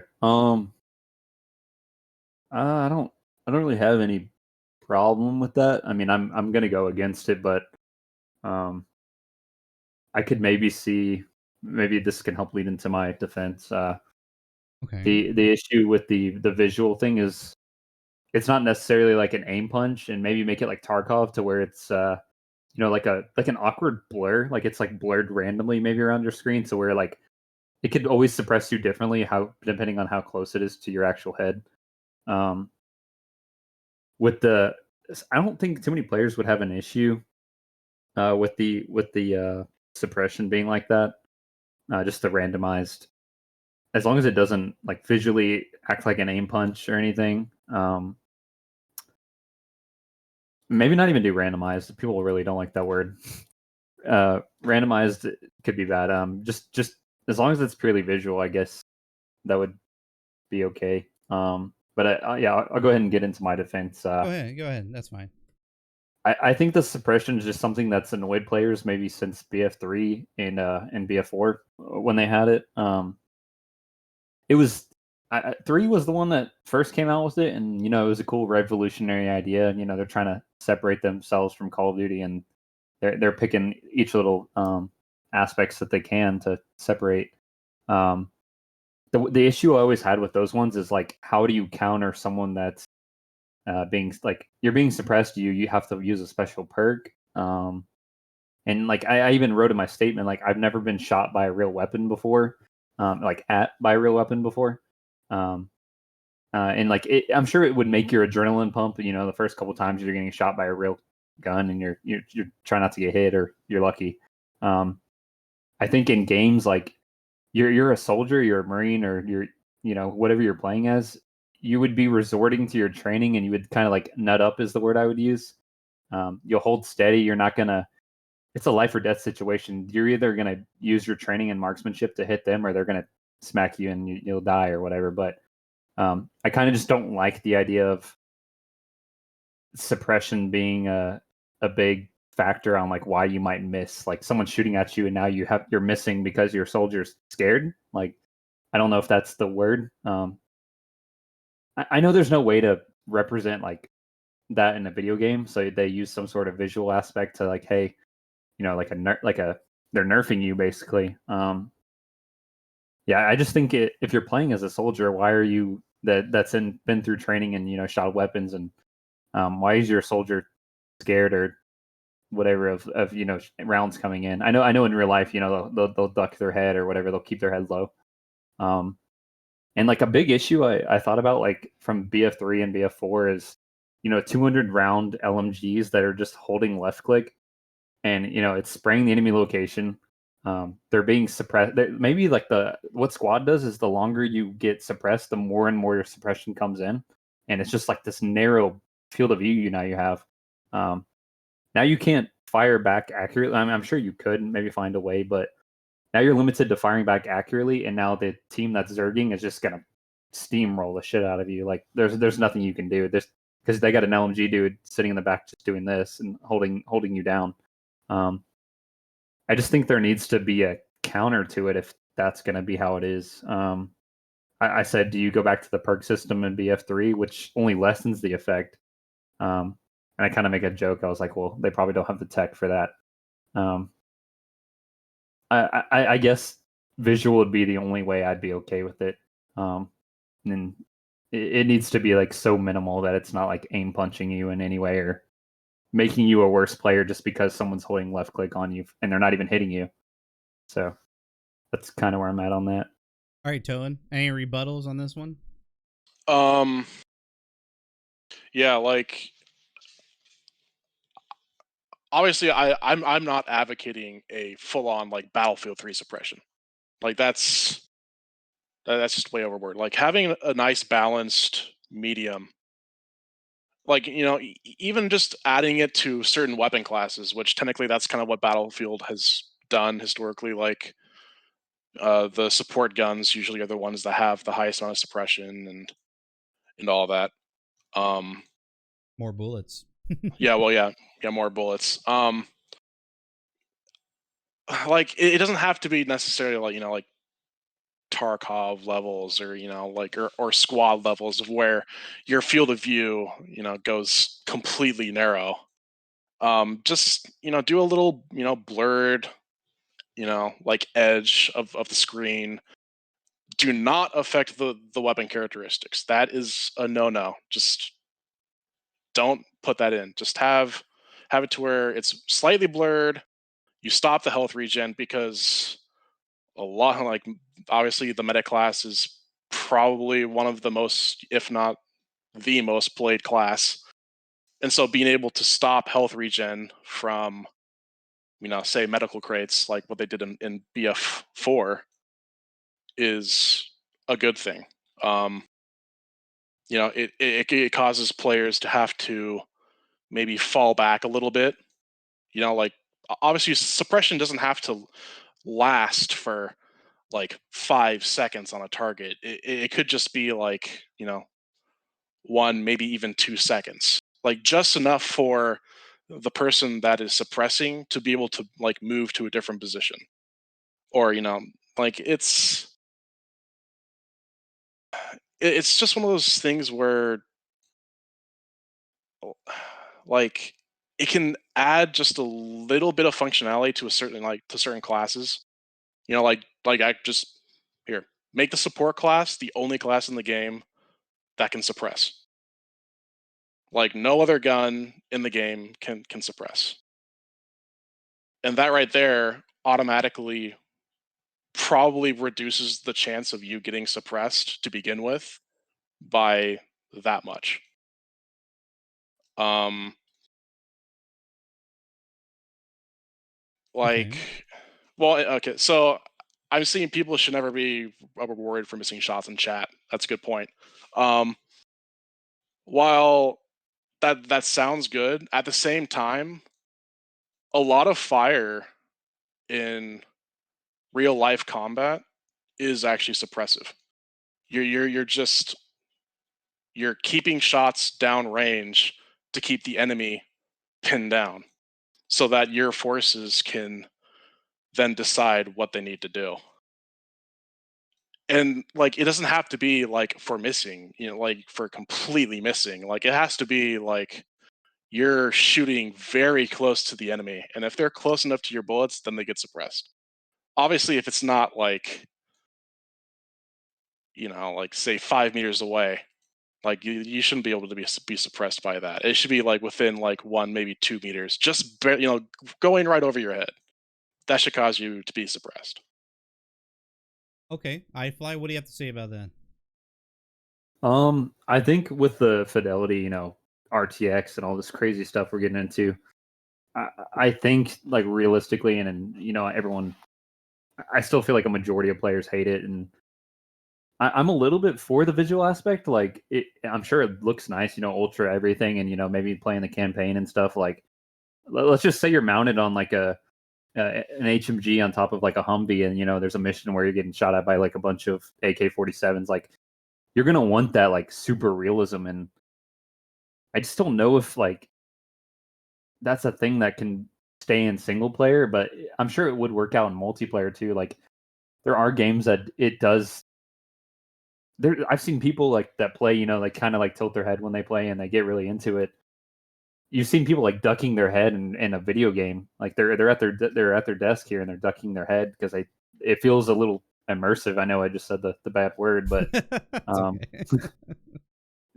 I do think just the visual can.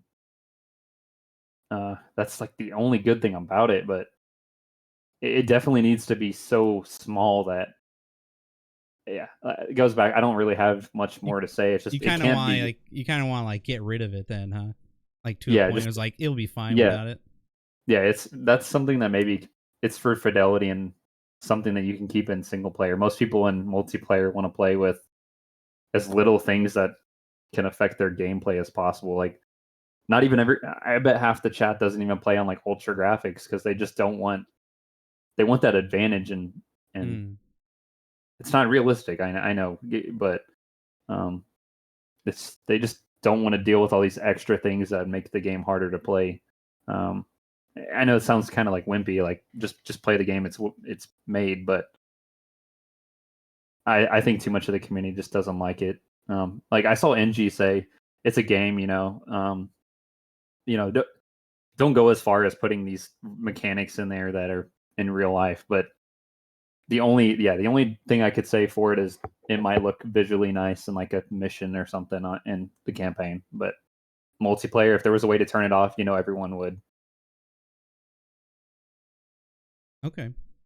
All right. iFly, you bring up a lot of great. Well, first off, Tom, is there anything you wanted to say about that, or are you good? Um, I didn't want to maybe take your rebuttal or anything you want to add to that. no, I think I'm good. Okay, okay. So before I get into what iFly was talking about, like, what do you guys think about instead of visual suppression. What about audio suppression? Would that get a little too annoying over time, or maybe do you guys I have any like that idea. examples of audio suppression? So like just muffled.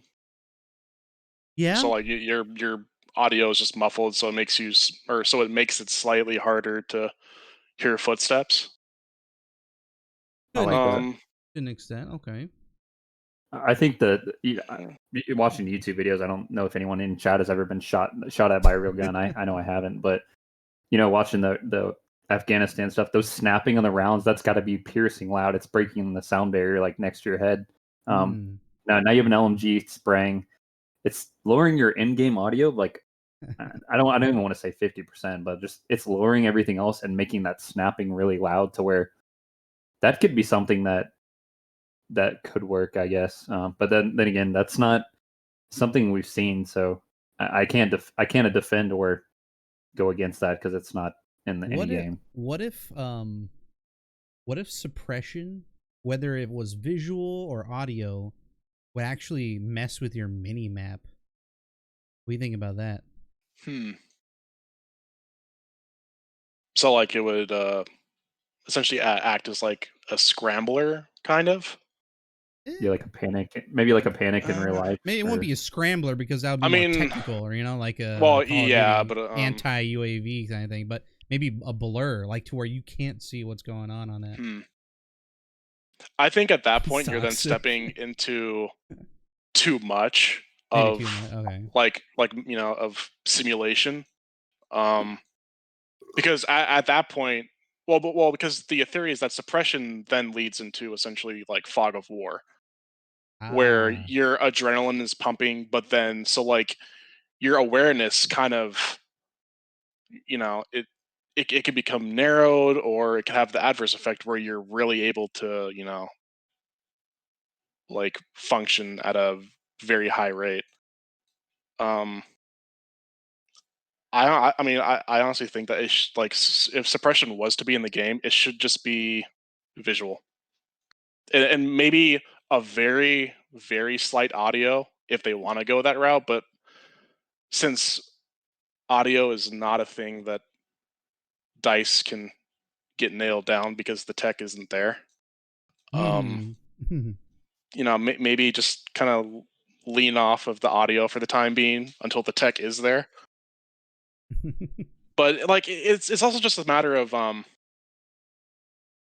just balance. Like right now, since there is no like visual suppression or whatnot, like you have SARs, SLRs, and sniper rifles that, if you're getting shot at by a gun, there's, I mean, you can see clear as day, so you can see the target clear as day. Like there should be some form of balancing factor to like make it so that it's just a little bit harder, or maybe it takes just a little bit longer to line up that shot, but still have it be accurate if you are able to make that shot. Yeah, visuals are huge. I mean, look what Valorant's doing. It's just visual shit everywhere getting in your way. Maybe that might not be a good example for an arcade game like Battlefield, but does Battlefield need to be an arcade game? What do you say about that, iFly? Yeah, I definitely don't think it should try to step in the water of like, you just kill off too many of the basic like, gosh, you know how many people come home. The general consensus is they come home, they hop on their console and sit back on the couch 30 feet away and drink a beer, and they're just doing it for fun. But now you add all these like mechanics that make it, they're having to do a mental workout, and they got to learn these mechanics, and people are just lazy. They don't want to have to deal with stuff like that. I think the way it is right now is pretty good. The more stuff you start piling on, that's why like games like Counter-Strike, I guess, have done so well even with young kids, is it's point and shoot, and maybe some aiming. While you move, you don't get as good at aiming, but like a blur, yeah, like there's a flash grenade, that's about it, and maybe some smoke, but there's none of this like extra crap. It's just who has the best aim wins, and I think that's what the competitive side of like players want to see. They don't want extra stuff. Yeah. I think you bring up really good points. I like your different ideas, iFly, for a different suppression effect, like a randomized one. Though you say you were a little bit scared of that word random. Though it might be. I think you explain it yourself. Might as well just get rid of it and not have anything like that without aim punch and whatnot. And I like your quote. Just nut up. Just get good, right? At that point, if bullets are flying over you, you're a soldier. This is a soldier that's in an arcade game that can run millions of miles, never get tired, and you're a super soldier pretty much. So suppression just kind of diminishes that whole super soldier aspect of the game. So I don't know. I can't defend any type of suppression.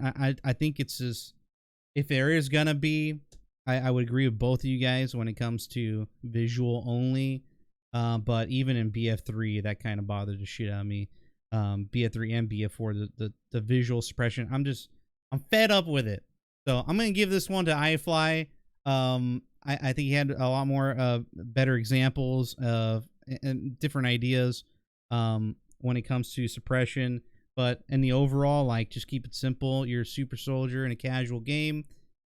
Hey, Battlefield's always been sold as a casual game, so why any more, confusing mechanics? I like that.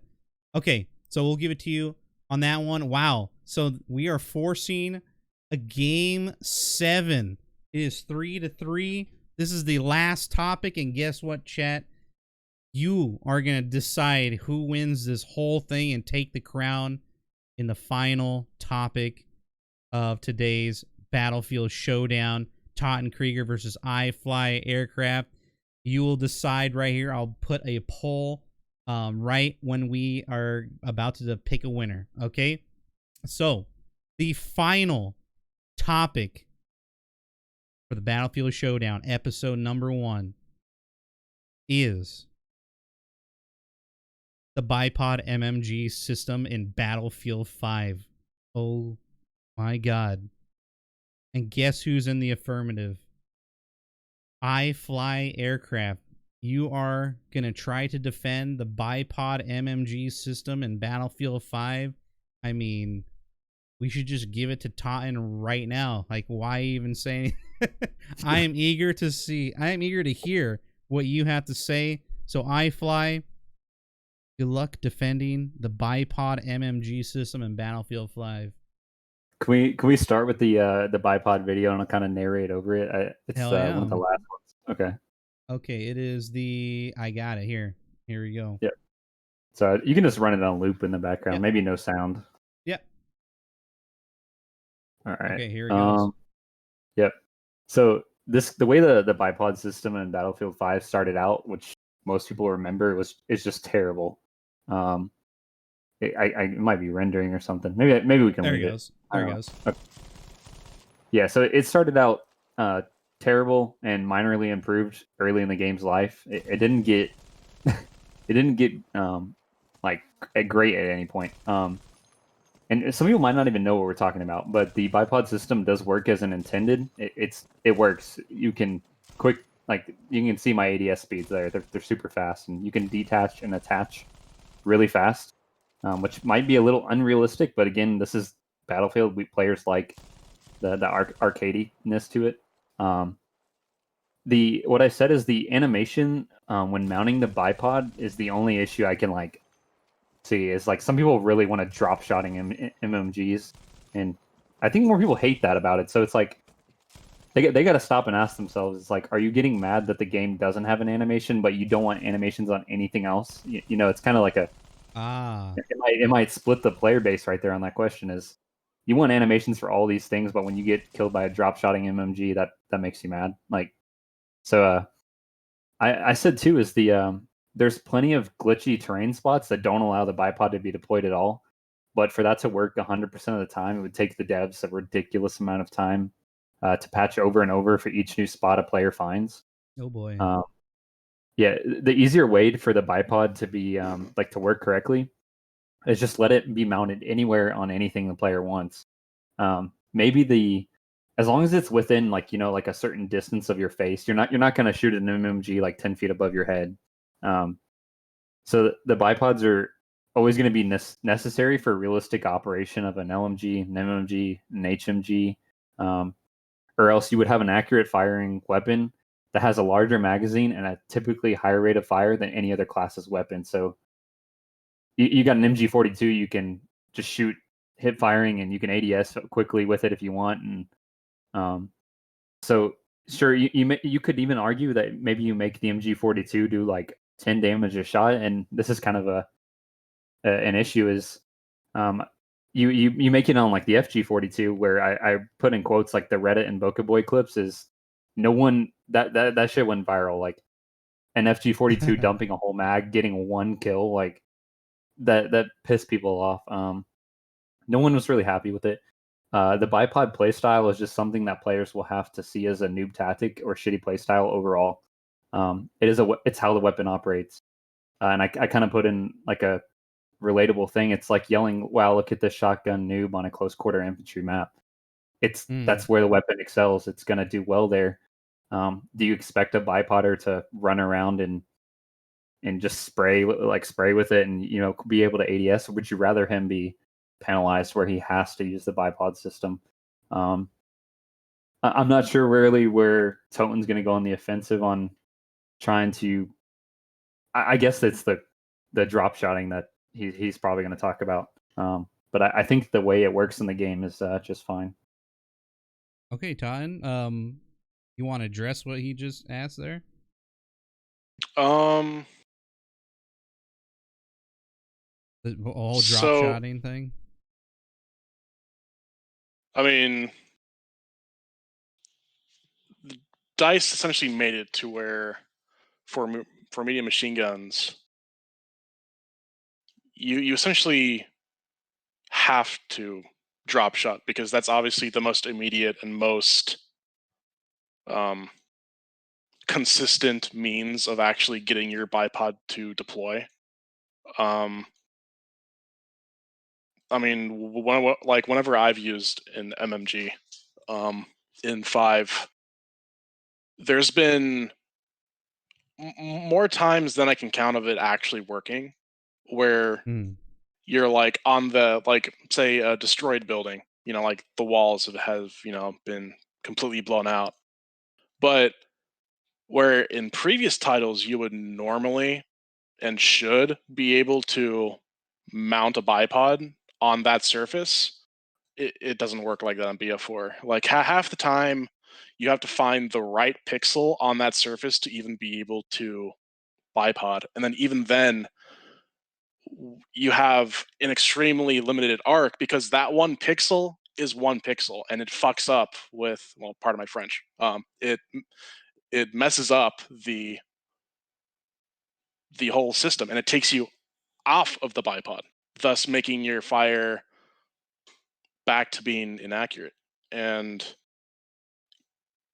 I mean, I can't really say that previous Battlefield titles even did the bipod system right too.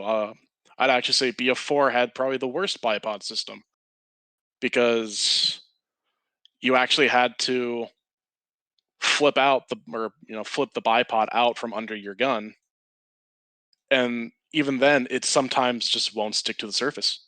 And that's where the Battlefield Friends, a bipod episode comes from, where a support's trying to put down a bipod on their medium machine gun, but it just won't deploy because there's for some reason a conflict with the terrain when there technically shouldn't be. Battlefield 1 went to an extremely passive system where it's almost like it's not even there. As soon as you go up to the surface, you're essentially already bipoded, like no matter what the surface is. So at that point, why even have a bipod? Why not allow the player to decide if they even want to have a bipod? Or maybe just, if you're the developer, look at a standpoint of should we even have a bipod system? Should we have something like what, say, Call of Duty does with their mounting system, where any gun, you don't have to have a bipod or anything like that. You can go up to a surface and mount your weapon, and you have essentially the accuracy of a bipod without a bipod. And that in turn can then be pushed to the medium machine guns, where I personally don't like the fact that you can't aim down sight unless you're using the bipod.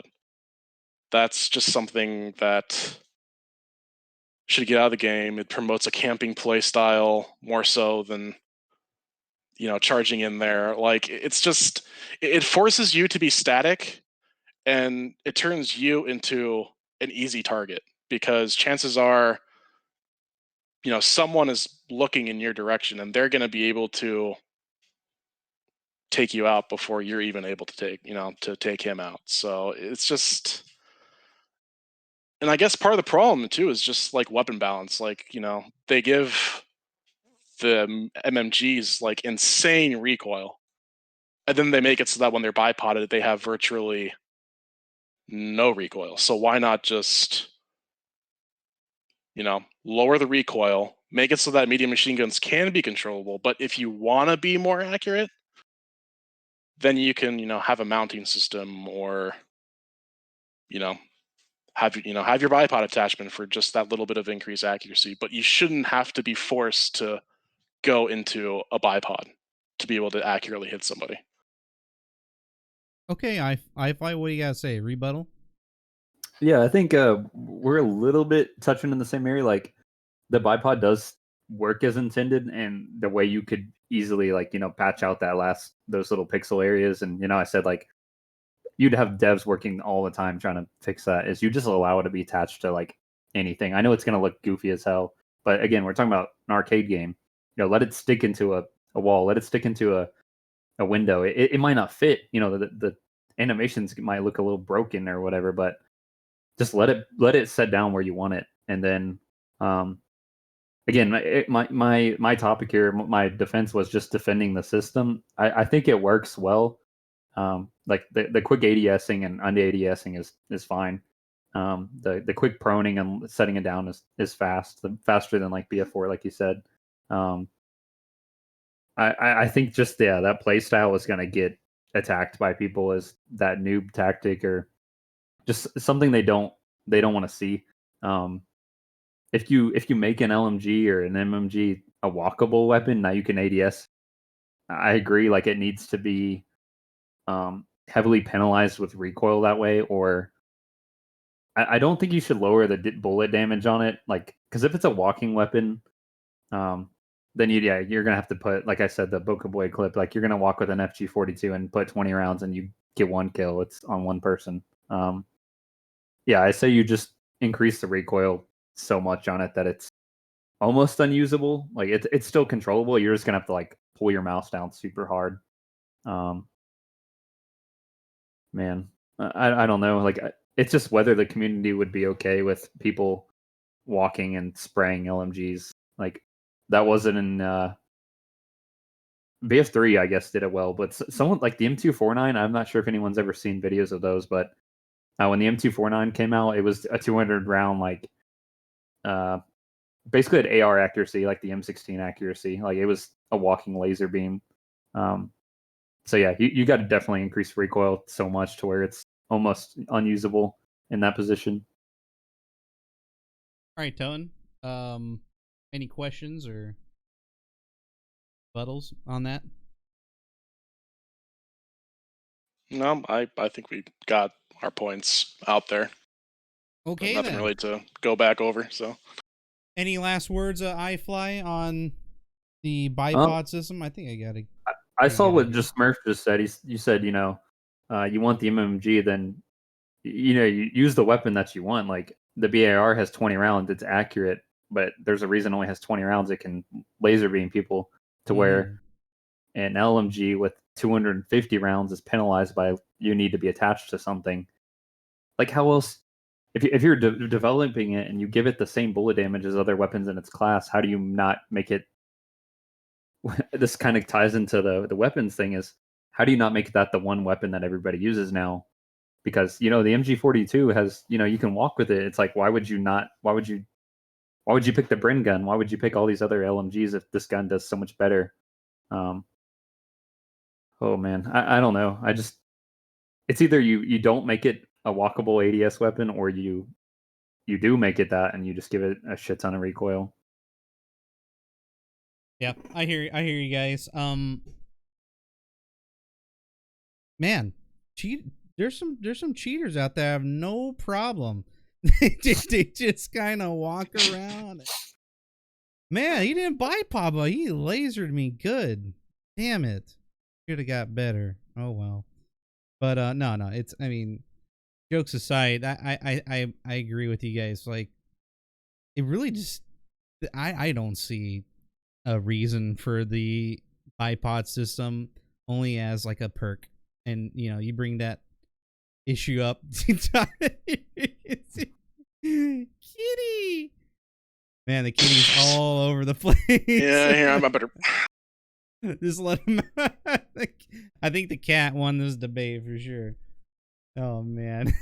Hey, Julian, can you check the call real quick and just keep it on no volume, but show how this walking bipod works, or walking no bipod? Just check that out. Here? The one I just sent in our call here between us. Oh, okay, okay. Check that out. Just keep the sound off. I may have been raging at him. I'll put that in the chat real quick. Okay. And for everyone to watch. Yeah. Put it in here. Yeah. Oh, I just got timed out. Okay. Fuck. Someone permit that. Here, try that now. All right. Or do I have to remove that? Yeah, I think you do, because it says it's identical. I just want to show that same situation you were talking about with the cheaters. Oh, okay. Yeah, why can't you post It's getting. Maybe try to grab it from the just show them. Yeah. Okay, hold on. Give me a second. Things are gonna be a little weird.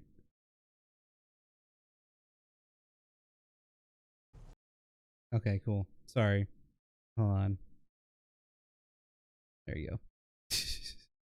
All right, I got it. Okay, here we go.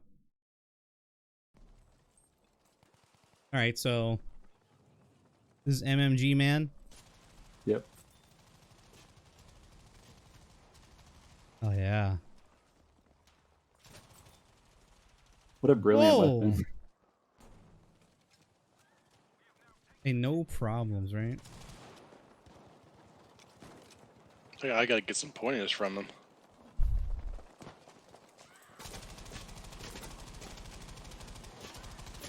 Damn. What bipod system? Hell yeah. Holy shit. All right, I think that's it. That's wild. Okay, ladies and gentlemen, we have reached the end here. Who is gonna win this one here? I'm gonna have some tension game show music here in the background. Here we go. It is time, everybody, to pick the winner. Well, in this case, check out this poll. Here we go. Who blew it is the better question. Vote now. Who lost this bad boy? And then we'll pick the winner of the first Battlefield Showdown live here on the channel. Vote away. Who blew it? Who blew it? Is it iFlyAircraft? Or is it Totenkrieger75? Vote. 1 for Toten, 2 for iFly. Ooh, it's neck and neck. Just 1 or just 2? Who blew it? Lots of good examples from both when it comes to the bipod mechanic. I think they should get rid of it, to be honest. Increased recoil, like Totten said. Well, both of you guys said it, actually. So, yeah. After the voting is done and we decide a winner, we'll drop the whole devil's advocate part of it and then go on to see. Well, let's see who wins first, right? Totten is winning this. What? iFly blowing it. 58%. Keep voting. Anybody else? 1 or 2. Vote in the chat. Just press 1 or 2 if you're on your cell phone. 1 or 2 in the chat. It's because I have aircraft in my name. Automatic.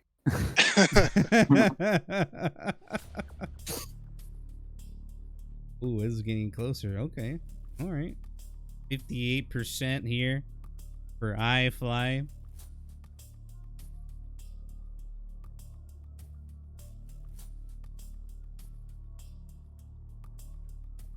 I meant 1. God damn. Oh, did you try to vote twice? I think it allows you to vote twice. I'm not sure. I think only 1 per. I'll give a couple more minutes for anyone that had to go use a restroom or whatnot. See if they get back. Any more voters? Who blew it? Who blew the first Battlefield Showdown in the history of Battlefield Showdowns? Oof. Yikes. All right.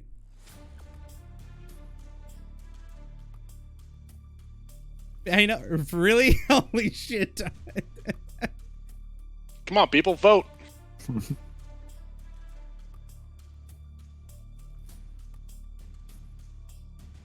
You gonna defend the bipod system? What's wrong with you?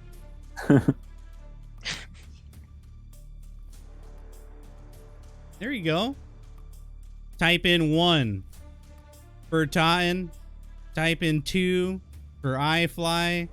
Who blew it? Vote now. I'll take 1 more vote. Make it a nice 20. There we go. There we go. There's some more lurkers. Let's keep going. Get them lurkers. Hey, wake up. Don't go to bed yet. I'll tell you to go to bed here soon. All right. 21 voters now. After 4 minutes. This actually feels like the current Battlefield community. Not there. There's no tech. There's no tech.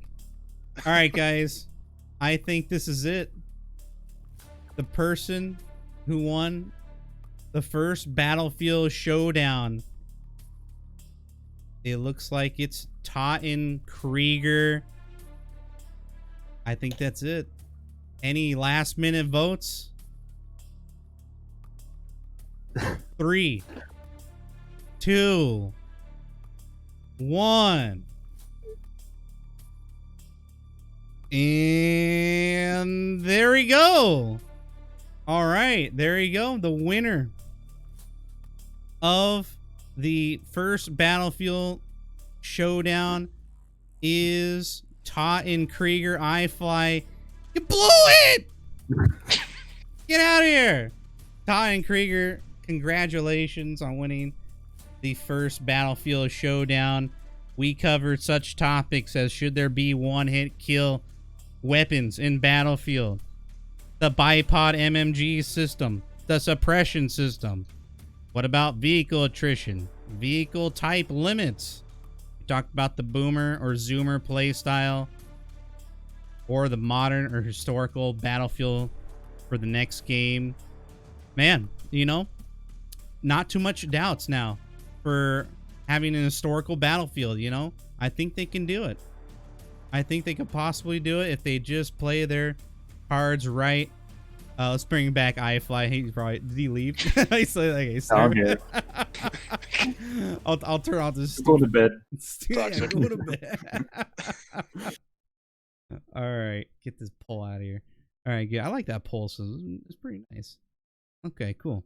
All right, guys. Thank you so much for joining the first ever Battlefield Showdown. Let's just have final remarks from both of you guys. What do you really think about this? If you want to bring up a specific topic, let's start with the Blew It Boy, iFlyAircraft. What do you want to start with? Anything that you want to, change your mind on? I think I'll just go down the list. So, like, I was against one-shot kill weapons. I kind of still want to stay 50-50 on that.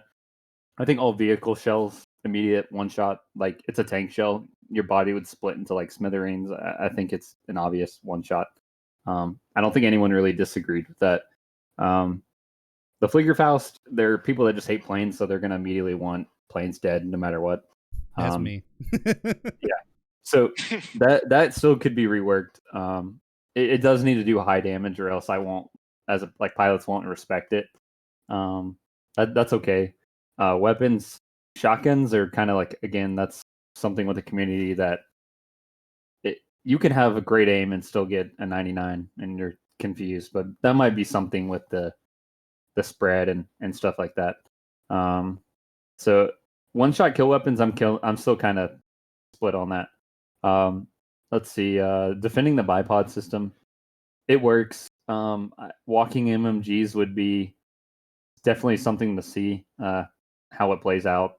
Maybe with the massive recoil, I'd probably be okay with it. Suppression, I don't like it at all. Visual, it could be there, and I didn't even really comment on this because it didn't really change the argument. But if they want to turn it on, let them turn it on in the setting. But most people will probably turn it off. The vehicle attrition, I've played games with both of it, and I think that if Battlefield 5 with the mega bomber stack and stuff, and with the 32 bombs where they reload every 20 seconds and I don't have to go anywhere, I can just stay at the top of the map. I think it needs it for planes and tanks. Let's see. The per class limits. This is the one that was definitely harder to defend. I still think that if it was to work, it would have to be, again, based on if the class doesn't really help the team, limit it like a recon. But then again, this is an arcade game, so the easier way just would be to stay away from it completely. Vehicle limits, we've already seen that in BF4, and I didn't really need to bring that up because I kind of brought up the FIAL with the 6 bombers. That was immediate, like everyone knows what I'm talking about. You need vehicle limits for sure in the modern day where people exploit things way too easy. Yep. Yeah, you need it. You need vehicle limits. Even from the plane point of view, like 6 mobile AAs, like, bro, I could have God mode and still not survive. That's not. Yeah, I don't know how you play against that. The tactical camping gameplay, I definitely play both ways, and I was pretty strong on how the game mode affects your play style. Defending, you have to defend, you have to camp. I feel like maybe in future games they might let you run around more, but if they do that, then that might make players not understand what the game was about. Like, they might run off somewhere else, and now they're not even on the map. I don't know.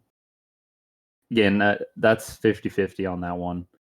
Next Battlefield be modern. I definitely think so, and I liked using that analogy of, if you're making a shot from half court and you miss, why are you going to try to go follow it up with a full court shot? Like, they were unsuccessful with this historical shooter, so now they're going to try another one. That seems a little sketchy.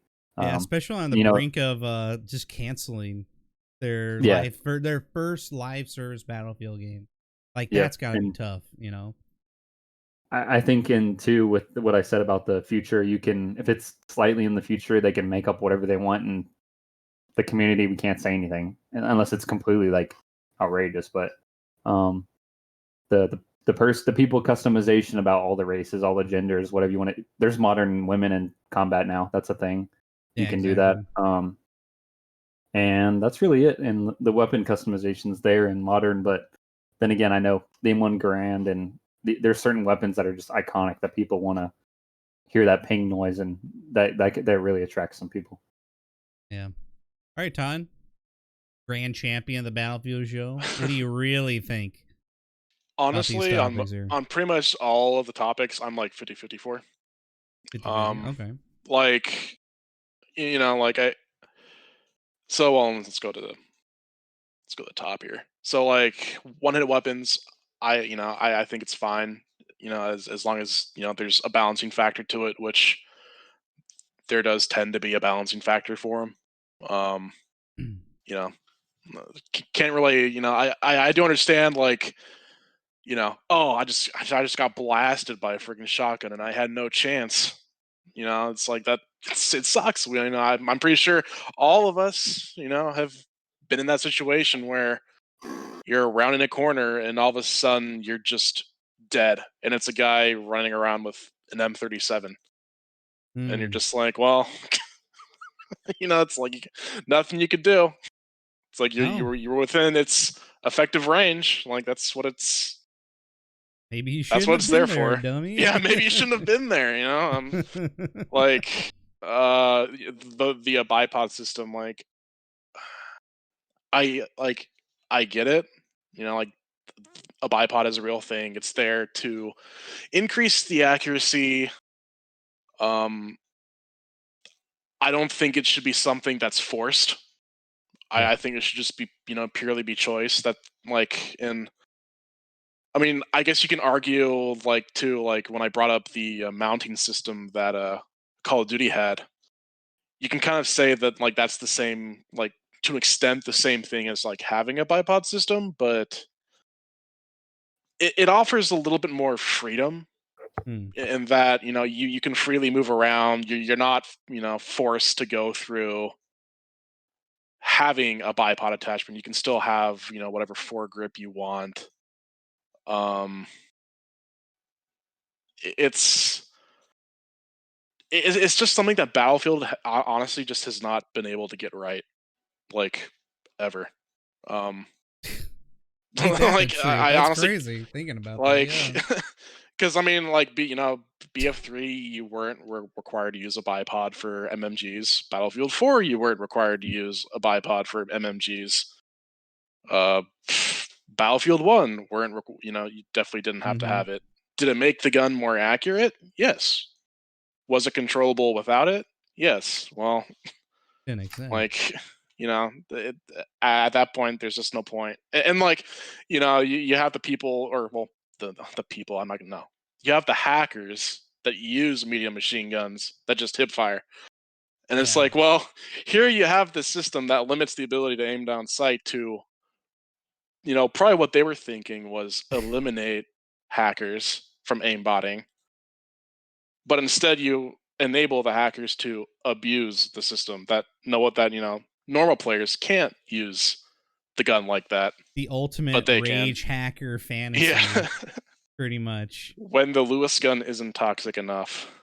And then you got Type 2As running around. Oh which yeah, have this, you have the aim down The sight. You may not have the as pocket many, medium machine gun. a pocket medium machine gun. So that don't make no sense. Yeah, it's DICE hasn't been able to balance their weapons for quite a long time.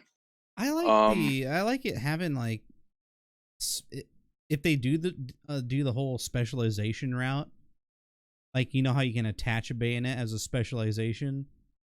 Maybe they should just do that for bipods. If you want that extra accuracy, you can slap on a bipod if you want. But then I'd be down for that. Yeah. Yeah, and then again, you might run into those inconsistencies with bipods, and that was annoying as hell in the beginning. Yeah. It took them a long time to fix all that. Multiple patches, I think. So maybe with more development time, maybe they can actually nail that. But I don't know. Maybe what do you? I mean, yeah. I would say don't even have a specialization system anymore. Yeah, just have it. Just have it all tied to attachments. Just go back to BF4, please. Another topic. It would be a whole go back to nother BF4. topic. It's easier to balance. You don't just stop. Yeah. You don't have to make guns specific for a game mode and then have to like scramble to add specializations to them to make them playable. Like that. isn't that just the stupidest thing? Like Yeah. I can't believe they were doing that for the competitive mode. But anyways, Yeah. that's kind of getting off topic. I Suppression. just want to address something right now in the chat where people say, well, we'll all buy the game anyway." Yeah, but sure, because we're Battlefield fans. But you know, I don't think people understand how much a Battlefield game changes from release to like a year later down the road. Like it's a lot, especially when you got like a CTE and where things can change. You can have a real nice Battlefield game on your hands with due time. So That's actually probably the biggest, or that's actually probably the downfall of Battlefield 5 is yeah. the lack of CTE, and them. I can't believe they justified not having a CTE. I thought it was just Like it's probably the free. worst. It was the worst excuse that they could possibly come up with. Like, Yeah, they just didn't have time or want to put the effort into it. yeah, like I kind of feel like Battlefield 5 was, you know, we should make it playable, but we shouldn't. I mean, we already went back on certain things. I mean, we know this game is going to be canceled at one point. We're gonna have to try it again, throw in the towel. I mean, that's how I feel, but I don't know if that's accurate, you know. But I mean, how with all the decades and decades of Battlefield games, and you go back on your cores and not have an alternative, like something as simple as double XP not being able to be added to a game because there's no technology for it, is, you know, the nail in the coffin. Pretty much get the coffin dancers out. This game is doomed, pretty much. I mean, little things like that, little UI things, everything seems to be like locked. There's no expansion. When it was like, whoa, wait, this is a live service. It needs to evolve over time. You know, people, maybe you throw new ideas out there, or a developer throws out new ideas like, whoa, I like that, or oh, I don't like that. You gotta leave. You gotta have a kill switch, or you gotta have extra UI, fucking space. You know, real estate to an extent. So, yeah. It's just yeah. Okay, Ton, if you wanna finish your topics here, go right ahead. Yeah, so like suppression, I know it's everyone doesn't like suppression. I mean, I honestly hated it through all of the previous Battlefields. But I do like floating the idea out there of just having like, you know, some form of like a visual suppression. I even kind of like your idea of like slightly, you know, dulling the audio, but like by minimal amounts though. Yeah. Like absolutely minimal amounts. You definitely don't want screeching audio, because then Yeah. nobody would play. It's like, oh Yeah. my god. Then Enders wouldn't even be playing the game. Nightmare mode. Yeah. Like it's and like again, like I don't want it tied to all the weapons. I think it should just be limited to like, you know what, just put it to medium machine guns. There. Like leave the LMGs out of it. The MMGs are there specifically for suppression. It doesn't affect your aim, whatever, it just affects your visuals and audio. Yep. And for like the spotting, which it was known as the pin down specialization in a Battlefield 1. If they decide to go back to like having a perk system in the next Battlefield, maybe having that as a possible, you know, again, support only specialization or like perk, you know, but we can do better, again, right? We can do yeah, better. we can do better. Vehicle attrition. Yeah, I'm 50-50 on both sides. Like, I get it, because as you know, as someone who tanks for like 50% of their time in Battlefield 5, Like, I understand, like, it's not fun being on the receiving end of a vehicle. I honestly think Battlefield 1 nailed it. Okay. You know, because like since Battlefield 1, they've obviously wanted to go to this really animation heavy game.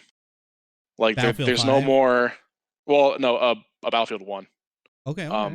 Like starting with 1, they wanted to go with animation heavy. Like there's animation of you getting in and out of your vehicle. There was no more just instantly getting out of your vehicle and being able to start repping.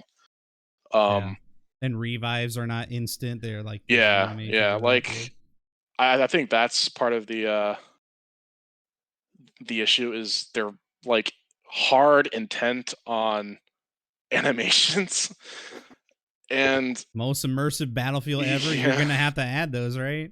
Hashtag everyone's Battlefield. Like it's one of those things where with Battlefield 1, I did like how as a driver you could self repair inside the vehicle, but it was long enough to where an enemy could damage you to stop that repair.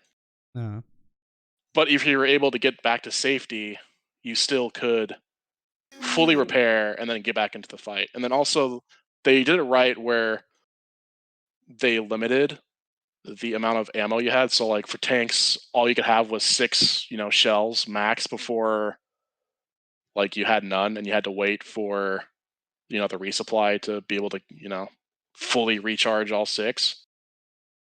I think they should go back to that system. All the previous Battlefield titles have done that to where there's a very limited ammo system, but over time it resupplies itself. And we're not talking about like yes. like 5-second resupplies. That's No. insanely fast. We're talking like maybe do it like a 20-second resupply for the max amount of, or for like the middle amount of ammo. Kind of similar to like the health regeneration, but like slightly longer.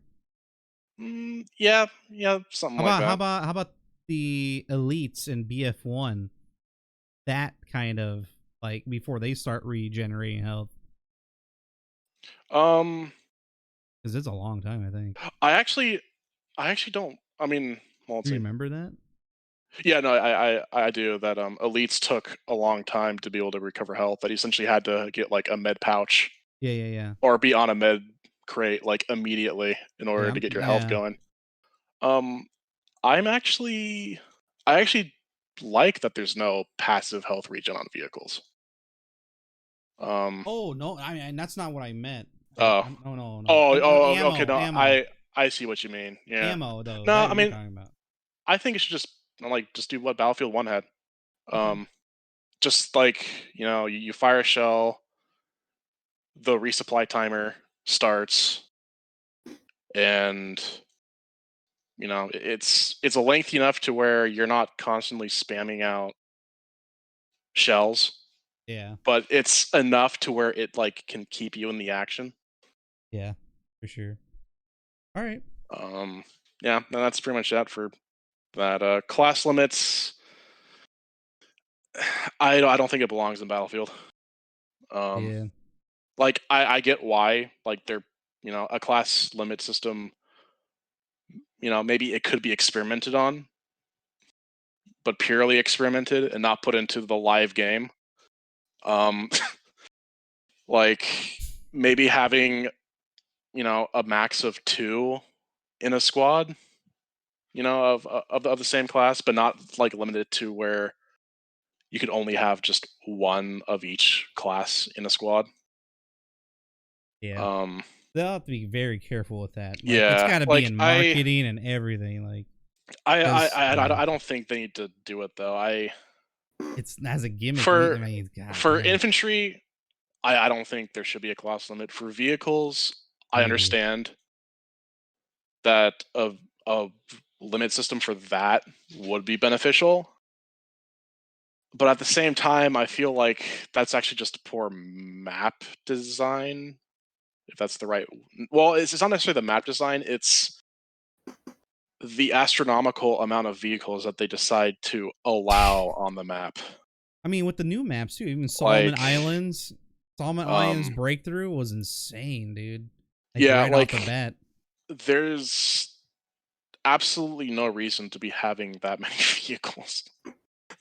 Like, Oh. I mean, I bet you their well, like, I mean, metrics are obviously, like, oh, man, people Fiel love is it. like the pinnacle of, you know, like needing a limit to vehicles. Like, let's see, isn't it? It's like 7 if you get It's seed. yeah, it's 6 from your deployment, and then you get an extra 1 if you have control of Charlie. Like 7 planes up at once. That's just It's like this is who in their now a right flight mind simulator. at DICE thought that was fun. And on top of a mountain too. Yeah, and on top of them, like it's like it's just Weird. Ugh. And then like Panzerstorm, I get it. Like it's essentially like the quintessential like all-out vehicle map. You know, I don't think there should be more than like maybe I say go back to like more than 2 of a vehicle at Yeah. or well 2 of the same vehicle type at once. I think what they were I think more than that, it's like it's just gonna hurt your team. I think what they like, were trying to go for was because like in Battlefield 1, people had a lot of complaints about them not having the chance get that to get that vehicle that they wanted to play with. Right? There's too many people vehicle whoring or just constantly waiting for that either plane or tank, and that new player just never stood a chance, right? And I think they're like, in BF5 was like, well, let's just put fucking more, right? No matter what. Because we have more people can have a chance to get a vehicle, because that's what 50% of new players, I would think, maybe even more, come to the new Battlefield game because of vehicles, because you can play in a vehicle, right? In Call of Duty, as it was before, it was just infantry, and when they introduce vehicles, it's very limited now in Modern Warfare, and it's kind of clunky and whatnot. But goddamn, people are having fun in vehicles, and they had to nerf them in freaking Warzone, like actually get rid of one. But people love vehicles. Yeah, it's a cool thing that not a lot of games have, and Battlefield over time has just nailed the whole vehicle experience. But now it's just got so dumbed down, and to an extent where like there's just more vehicles because people want more vehicles. Fuck balance and everything else. Just give the people what they want, regardless of if it'll ruin our game or not. And if you can see that in patches, oh, we're buffing everything. Oh no, the tank on tank action is 2 weeks, so we're buffing all the rounds. And I'm reading, as an infantry player, I'm reading these notes. I'm going like, are you out of your mind? Like, it's already bad for us, and you're making it even worse. Like, I don't get it. So I think that's just a cry out to people that they just want to fly. They just want to tank, have that experience. But once they try in Battlefield 5, they're like, oh, fuck this. I can't move my turret like I used to in BF1 or BF4. Super slow. I was thinking about the vehicle, like just the planes and tanks. Like planes have actually only gotten nerfed. They've never been buffed really in any way. They had that VB rocket bug. It was a bug. It was a bug. Yeah. Planes have gone downhill while tanks have kind of leveled out somewhere in the middle. Like they lost their velocity and stuff to make hitting long range shots harder, and you can't camp as easy and like farm from a distance. But planes have definitely just gone down. I think, I don't know if it was that Nickerman video with like 3 million views where he's just bombing the enemy spawn. It looks cool on the kill feed, but yeah. It's didn't they actually buff the bombs though? Like with that huge tank like HE rework, they actually also buffed the bomb HEs to like they have a slightly astronomical amounts now. Yeah, the blast radius is pretty big, but I mean, with the way a bomber is basically an airliner flying around, like if you can't hit the bomber, you might need to play a different game. Yeah, I don't know. Well, I learned a lot just listening to you guys' arguments during this debate. I think it went pretty well. Did you guys enjoy yourself here? Did it take like a long time to, get these debates and arguments in order? What was it like, coming up with this stuff? Was it fun? It was probably like 1 day for me to try to type everything up. Not even a day, like 2 or 3 hours, and I had everything nice. down. I guess the hard thing is being like the advocate. Like when I clearly know something was like, I felt mixed Yeah. feelings, and I'm like, well, I can't bring up. That's how you lose an argument, is you start bringing up the other side, and it was so hard not to do that. Yeah, I was hoping you guys would take the whole playing devil's advocate to like an extreme, to where it's like almost comical. Yeah. And I would definitely encourage that. But I know you guys are really passionate about Battlefield, and it's kind of hard to do that. Maybe not in your character to do something like that, but I still like the amount of research you guys went into, sharing the clips and all that. Was a really nice touch. But yeah, in the future, man, who knows what people are going to come up with to defend, silly stuff like bipod mechanics. Like, I don't know. So we'll see how it goes. If you guys enjoyed it, enjoy Totenkrieger, kitty. What's your cat's name? Katze. Katze? It's very original. It's German for cat. There you go. Piece of cake. And Totenkrieger, congratulations on winning the first Battlefield Showdown. iFlyAircraft. Better luck next time, right? Yeah, okay. Congrats, man. Guys, stick around here. We're gonna go raid someone real quick, probably in the Battlefield 5 section, since that's the newest Battlefield. But yeah, thank you guys for watching. Let me know. I'm gonna post some feedback tweets. Let me know in Twitter or on our Discords. Any shout outs for you guys? iFly, where can they find you? Twitch.tv and then iFlyAircraft. It's or just Google my name. A bunch of my accusation videos and stuff come up. It'll be pretty fun to watch. Okay. And Totenkrieger, where can people find you? For me, pretty much, I mean, I have my own Twitch. I haven't streamed since I was playing Star Wars: The Old Republic. Oh wow! Yeah, I was actually I was in one of the top rating guilds at that time, so I was streaming that. But since then, I've kind of just, I don't know. It's funny. I was actually going to start streaming Battlefield 5, and then last patch is next month. So yeah. Rip, yeah. But Rip all of us, no, you can actually find me on Boca's stream. I'm usually squatted up with him, the Toxic Boys. right. You want to watch some squad gameplay with lots of Waz. Yes. Check out Boca. Well, we got you covered. All right, everybody. I'll be watching out for your feedback, and maybe we'll do this again next week, or bring on a new guest or a couple more guests. I don't know. We'll figure out something, but let me know what you guys think, both in Twitter and on Discord. You can find me on Twitch here on this channel. If you guys enjoy this kind of content, I'll be doing this almost every week. I'll try to. There will definitely be some stuff to talk about coming up next month.